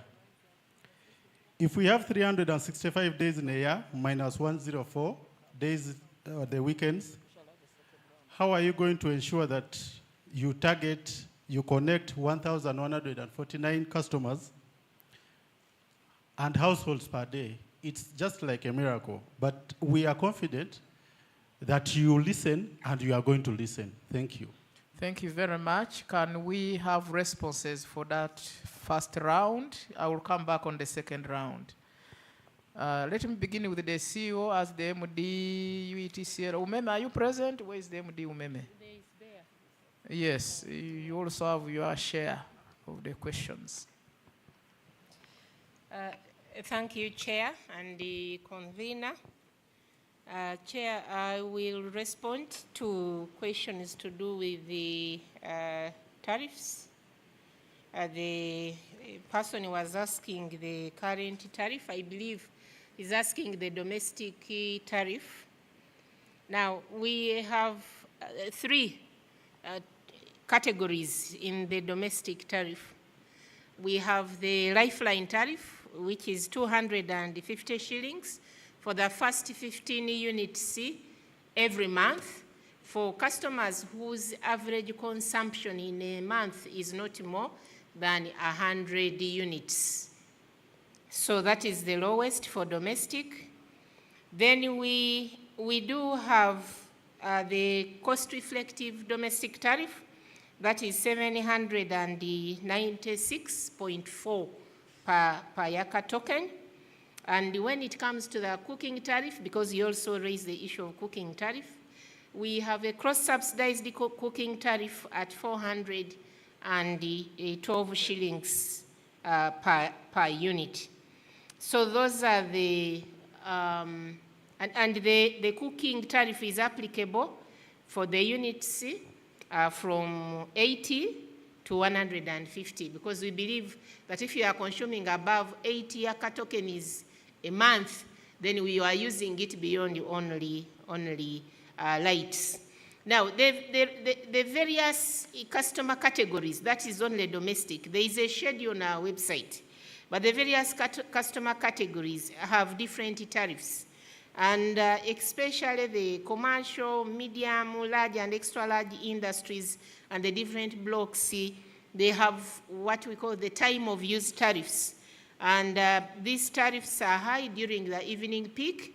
That is the time between 6 p.m. and midnight, because at that time, the grid is maxed out. The domestic have returned home, they are cooking beans, watching TV, but also the industries now work 24/7. So that time, we try as much as possible to discourage heavy energy consumption so that they move towards the off-peak. And the off-peak is between midnight and morning, and the tariff is the lowest. So there is a schedule. You can, we can share with you the schedule, but it's also freely available on the website, but also any office, distribution office that serves you has this schedule, and we require that it's published as well as it is pinned at the distribution office. So, Chair, those were the questions in related to the price of electricity. The issue of competition for poles, we have pre-qualified the providers of poles to the services of the electricity supply industry. And even with that pre-qualification, UEDCL does not have the capacity to provide all the poles that we need to connect 300,000 customers per year. So your business will continue, and the prices of poles that are part of the cost of connection price are not determined by UEDCL. That is the cost of service study that I talked about in my remarks. The prices are determined by us, so they are not conflicted in any way, because the market is enormous and the price is not determined by them. So we really want to encourage you to keep up with the quality. That is why we pre-qualify you according to our guidelines. Keep up with the quality so that the lifetime of our poles serve and deliver value to the customer. Thank you, Chair. Thank you. Maybe Umeme first come, then UEDCL.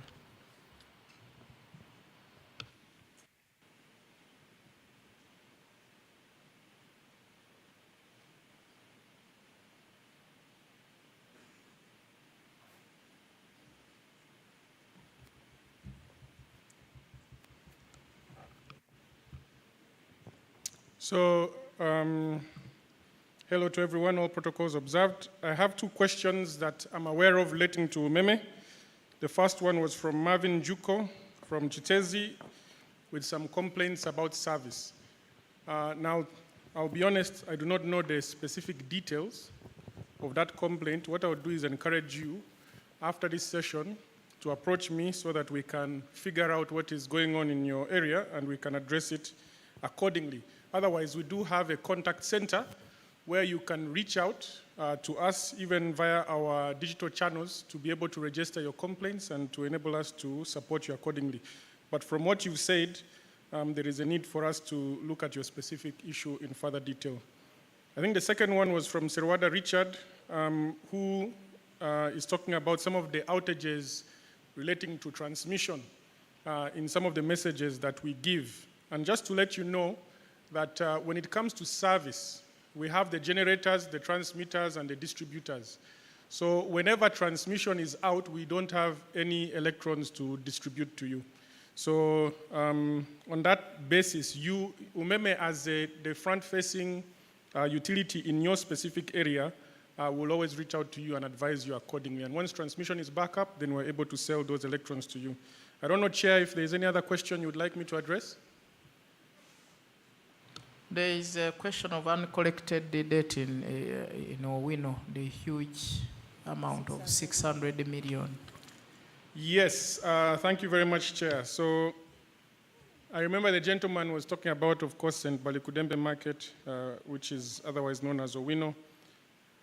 In terms of bulk supply, in terms of the bulk metering that we landlords on your behalf in terms of collections. But secondly, it is always in our best interest to ensure that you're on supply at all times. And for that purpose, it is important that we receive as a company your monies paid on your behalf by your landlords so that we continue with supply. Otherwise, when you're not supplied, then you're an unhappy customer, and as a utility, we suffer. So please note that there is no collusion, which is what I think you are referring to. Thank you very much, Chair, but if he has any further issues, he can reach out to me and we can sort them out. Thank you. Thank you, UEDCL. We are going to have 3 more questions from here, and then the other 3 will come from the online audience.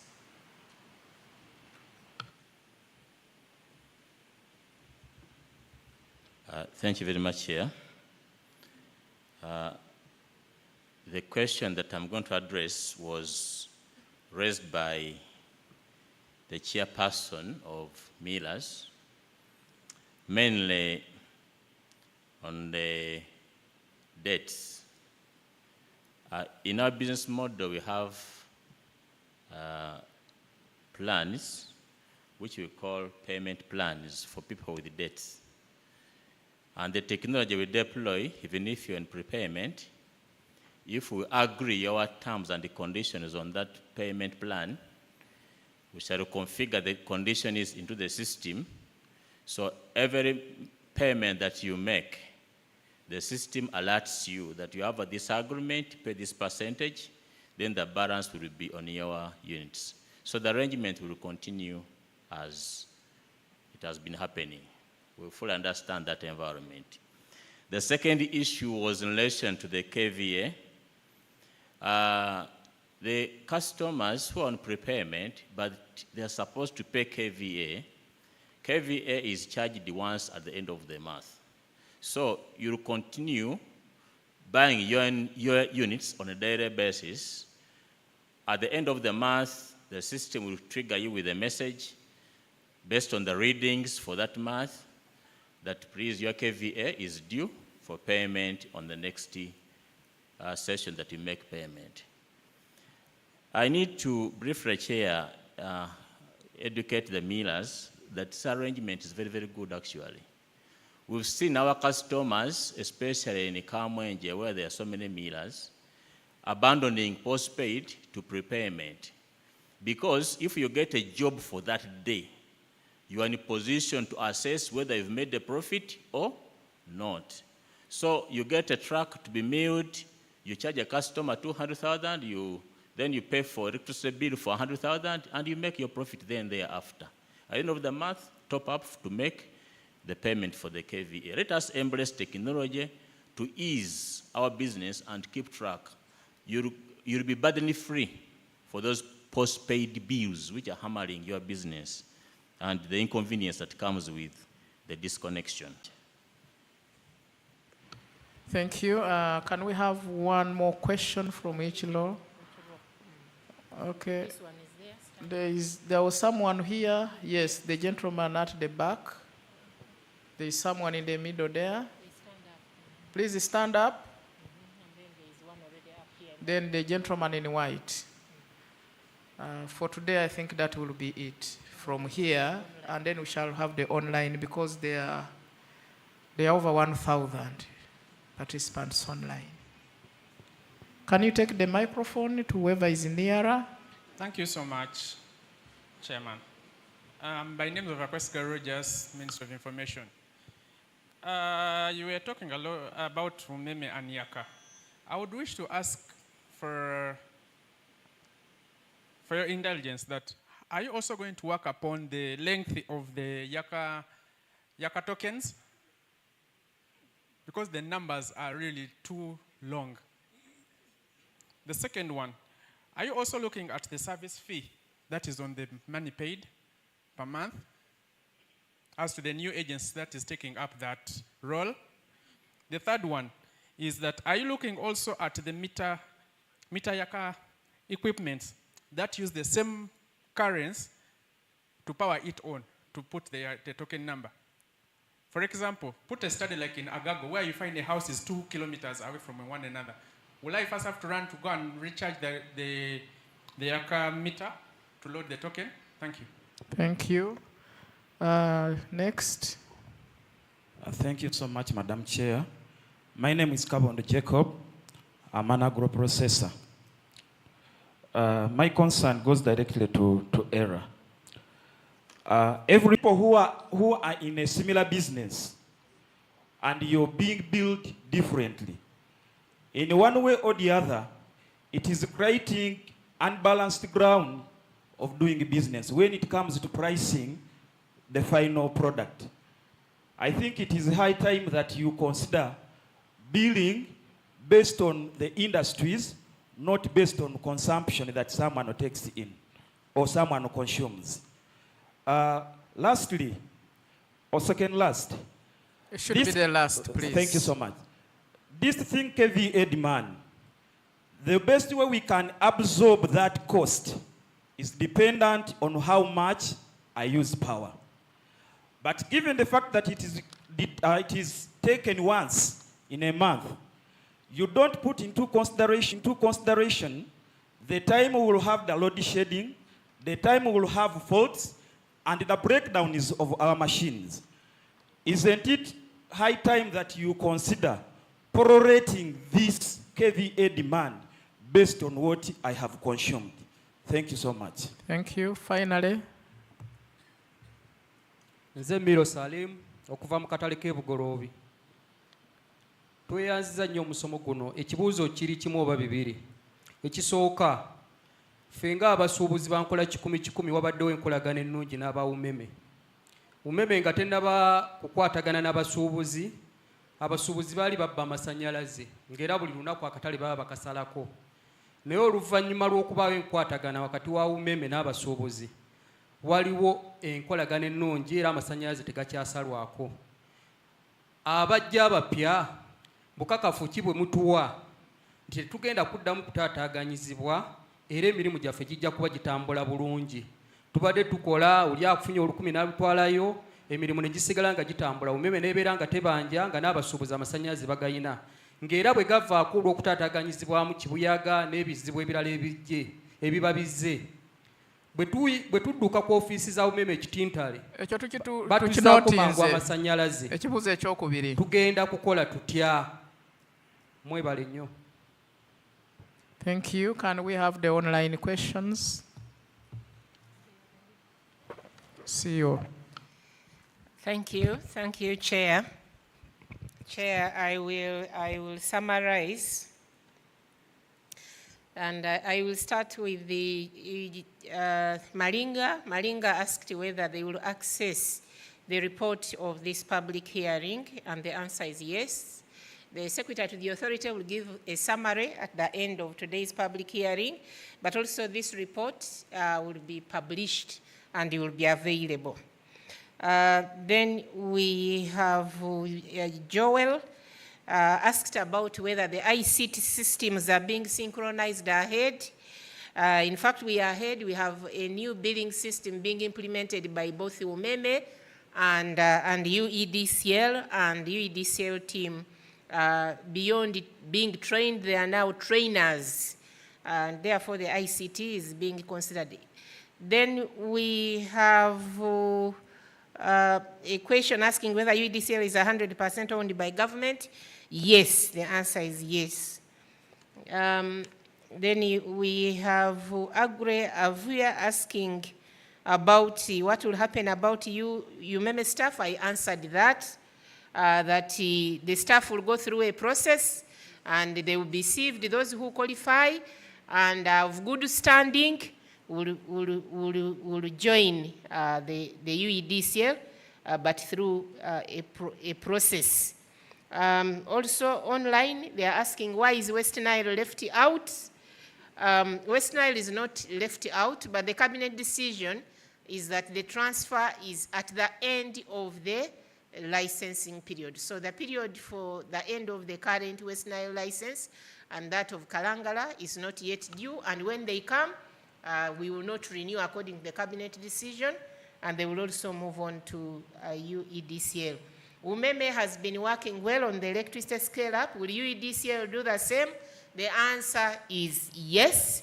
UEDCL, as it stands now, they are implementing the free connection as part of the scale-up project. Chair, those are the sampled questions from online. Can you answer the question on quarterly tariff determination? Thank you. The question concerning the quarterly tariff determination, as well as the publication, whether the publication has the KVA or not, and whether the KVA should not be uniform or the tariff should not be uniform for the different customer categories, so that it is based on the use of electricity. The tariff categorization as it stands today recovers the cost that you impose onto the network to deliver an electricity services. You will agree with me that for my grandmother in the village, the electrons travel a very long distance from where they are generated, through the tower lines, through the distribution lines, and wherever these electrons travel, they warm the conductors, and that's what we call the technical loss, and it is a cost. So the cost that my grandmother incurs to receive the electrons is higher than the cost that, for example, roofings that is tapping at a high voltage near the transmission tower lines, the cost that imposes on the network. So we take note of those concerns. We have a decision of cabinet to categorize value addition customers. I think that is where we will come in to look at what is electricity used for. Is it for adding value on minerals? Is it for agro-processing, adding value? And then we shall recategorize. But as we stand today, the published tariffs cost recovery based on the cost and stress that you impose onto the network.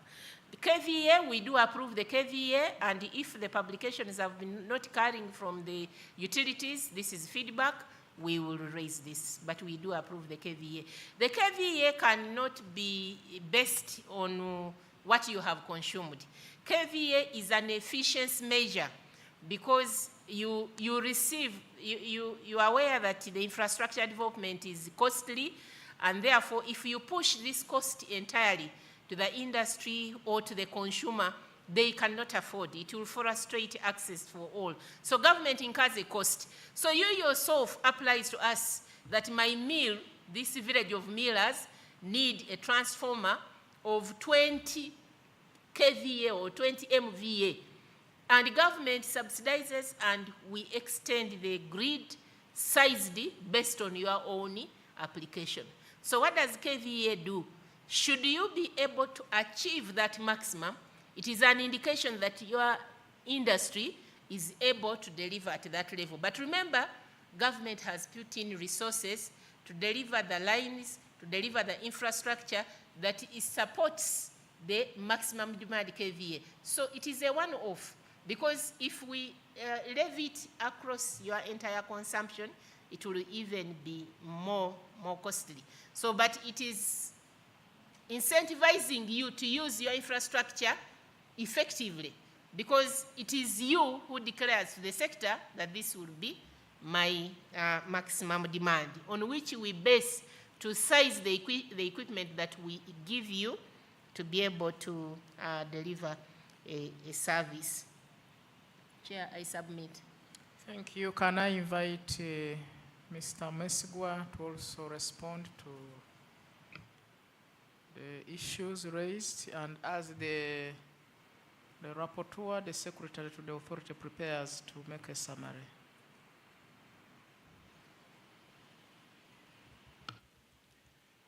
Thank you very much, Chair. I will start with a question from Rogers, who raised the issue of the length of the Yaka token.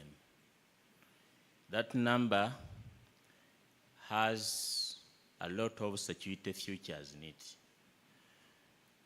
It is not just a number. It is designed to protect your money, designed to protect the units, at the same time for the utility and for that equipment. That's why you cannot load a token generated for meter A on meter B. But what we've designed, that as the number is sent to you, at least it is apportioned into different digits of 4 to ease the punching in. So let us appreciate the security features appearing on that number. The next question that was raised was from Salim regarding the market and the arrangement they have with Umeme on the Baroque environment. The area where we do operate also, we have customers in that category of Baroque. And through their committees and associations, they have managed. Even if you're on prepayment, the responsibility of the chairperson remains to get that money, load it on that meter, then get the money. I can give you an example of the Ensenene association groups. These are our customers who are all over the country in the area we operate, but they are fair organized and they're paying their bills on time. So the arrangement will continue because our interest is to make sure that you remain in business and you create employment where it deserves to be done. Chair, with those two issues, I think I submit. The rest have been handled by my colleagues. Thank you. Thank you very much, MD UEDCL. Secretary to the authority, can you come and give us a summary of what has transpired today?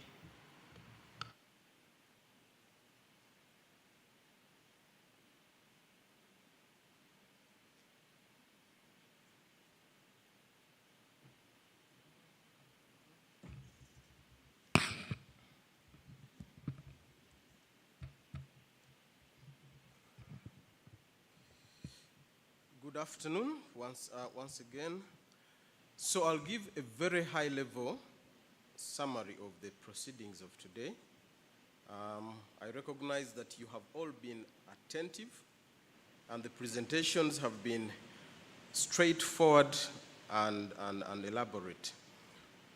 First, the statistics for the attendance. We had 345 participants attending in this hall. Online, we had 1,431, comprised of 1,003 on Zoom, 300 on X, 128 on YouTube. We had 13 written representations that were received within the within the notice period, and these have been attended to by the chairperson. We also had 13 oral representations from amongst yourselves, and those have been addressed as well. We had 30 representations from the online chat channels that I have mentioned above, and all of those have been attended to. Then the application or the presentation made by UEDCL was presented in 5 thematic areas. First was the history of the company. The MD mentioned that the customer numbers stand at 213, 330.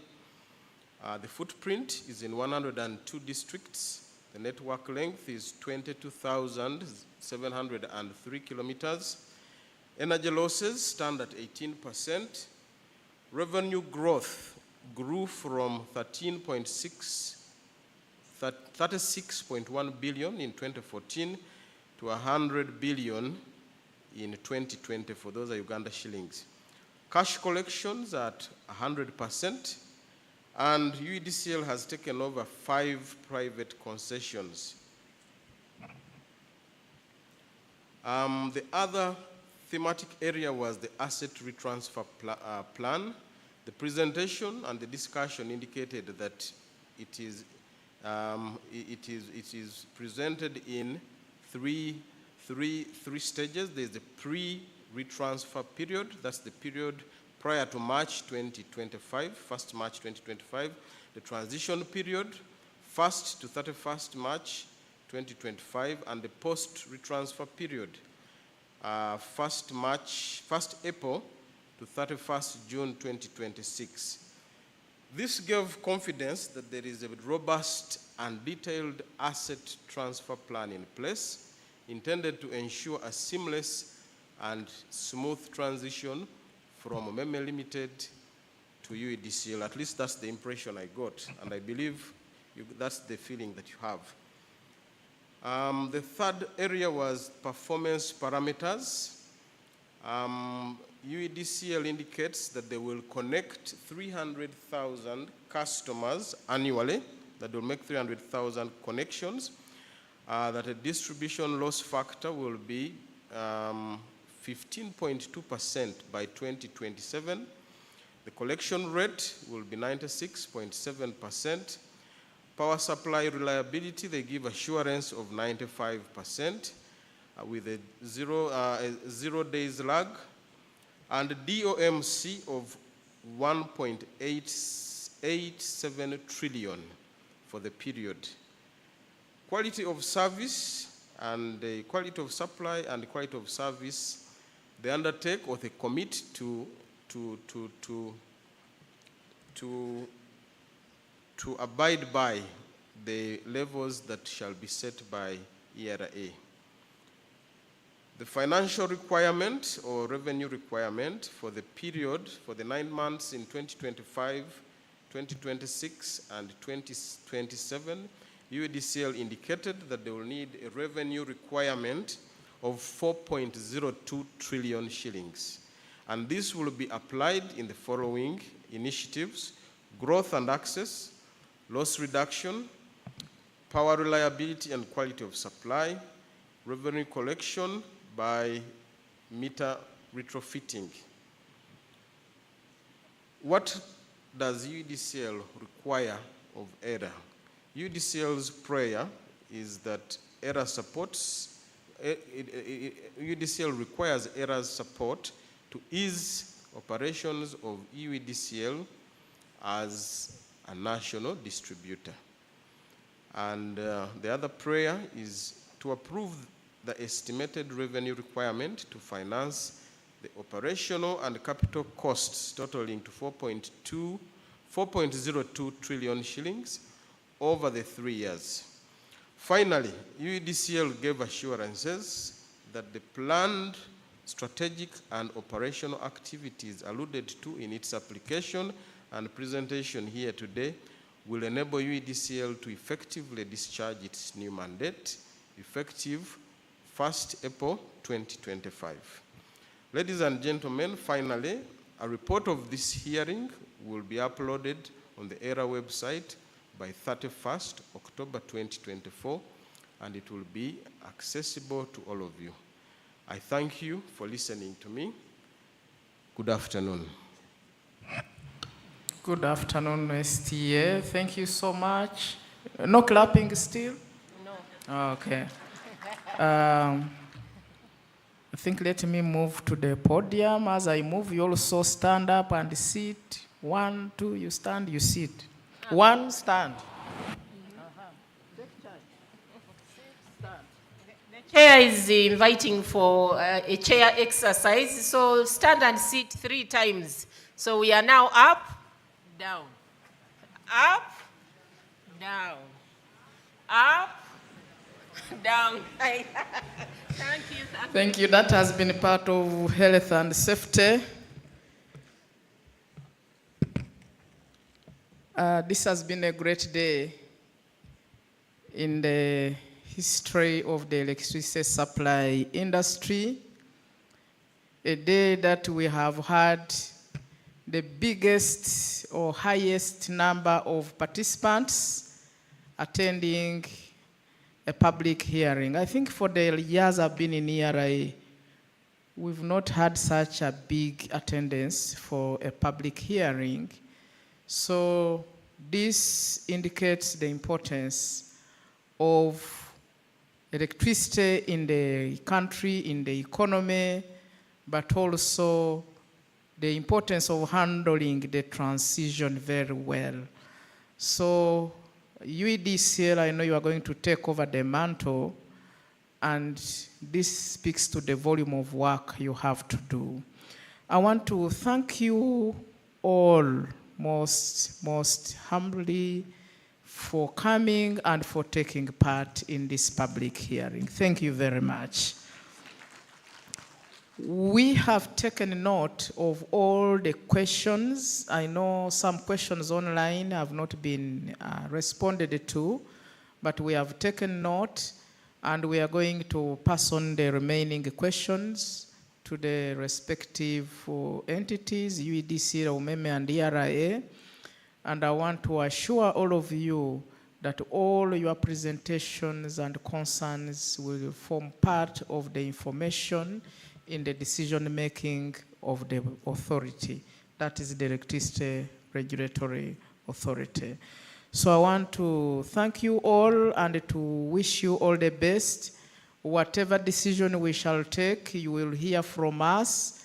We always publish our decisions, so you are going to hear from us whether we reject UEDCL or we grant them a license, and then the license terms and conditions. So thank you very much. Unfortunately, or fortunately, we have not provided for lunch. That's why I had to cut short the number of questions so that you can provide lunch for yourselves. Since we are in the hotel and since you are big people, please enjoy your lunch at your own cost. Thank you so much for God and my country. May God bless all of you. Thank you. Thank you. Julius, let's have a closing prayer. Thank you so much. God bless you.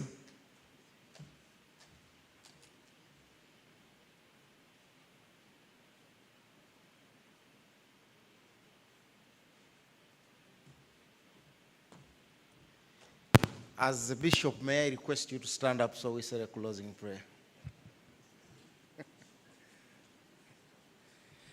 Okay, please join me as we say the closing prayer. Lord, we thank you for this day.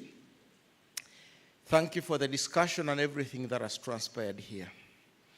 We have our wishes and our desires, but we know Scripture tells us it's your will that takes the day. We pray that your perfect will happen for Ugandans, even as the sector goes through a transition and UEDCL takes on the role that UMEME has been playing. In Jesus' name we pray.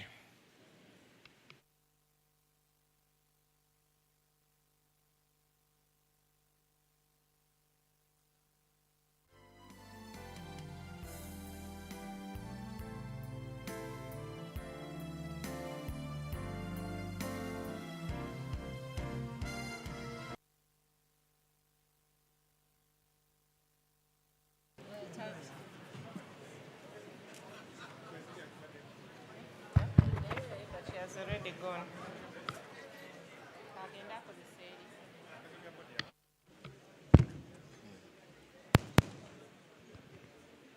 It's now my humble duty and honor to declare this public hearing closed. Thank you.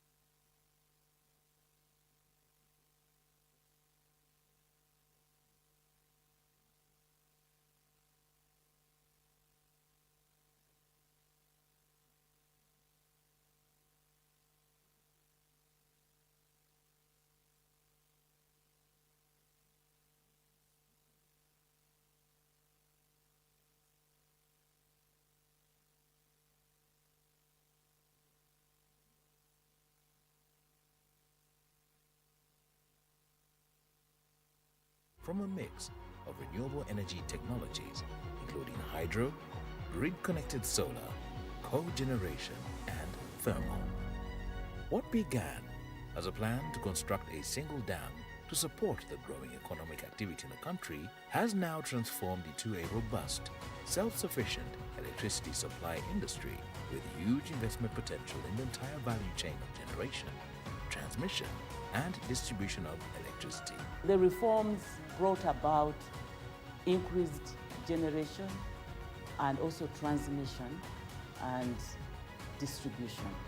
But the reforms also brought technology transfer because we have trained our own staff. At the time of unbundling, we were talking about only 3 generation plants. But now as we speak today, we have grown to 41 generation plants.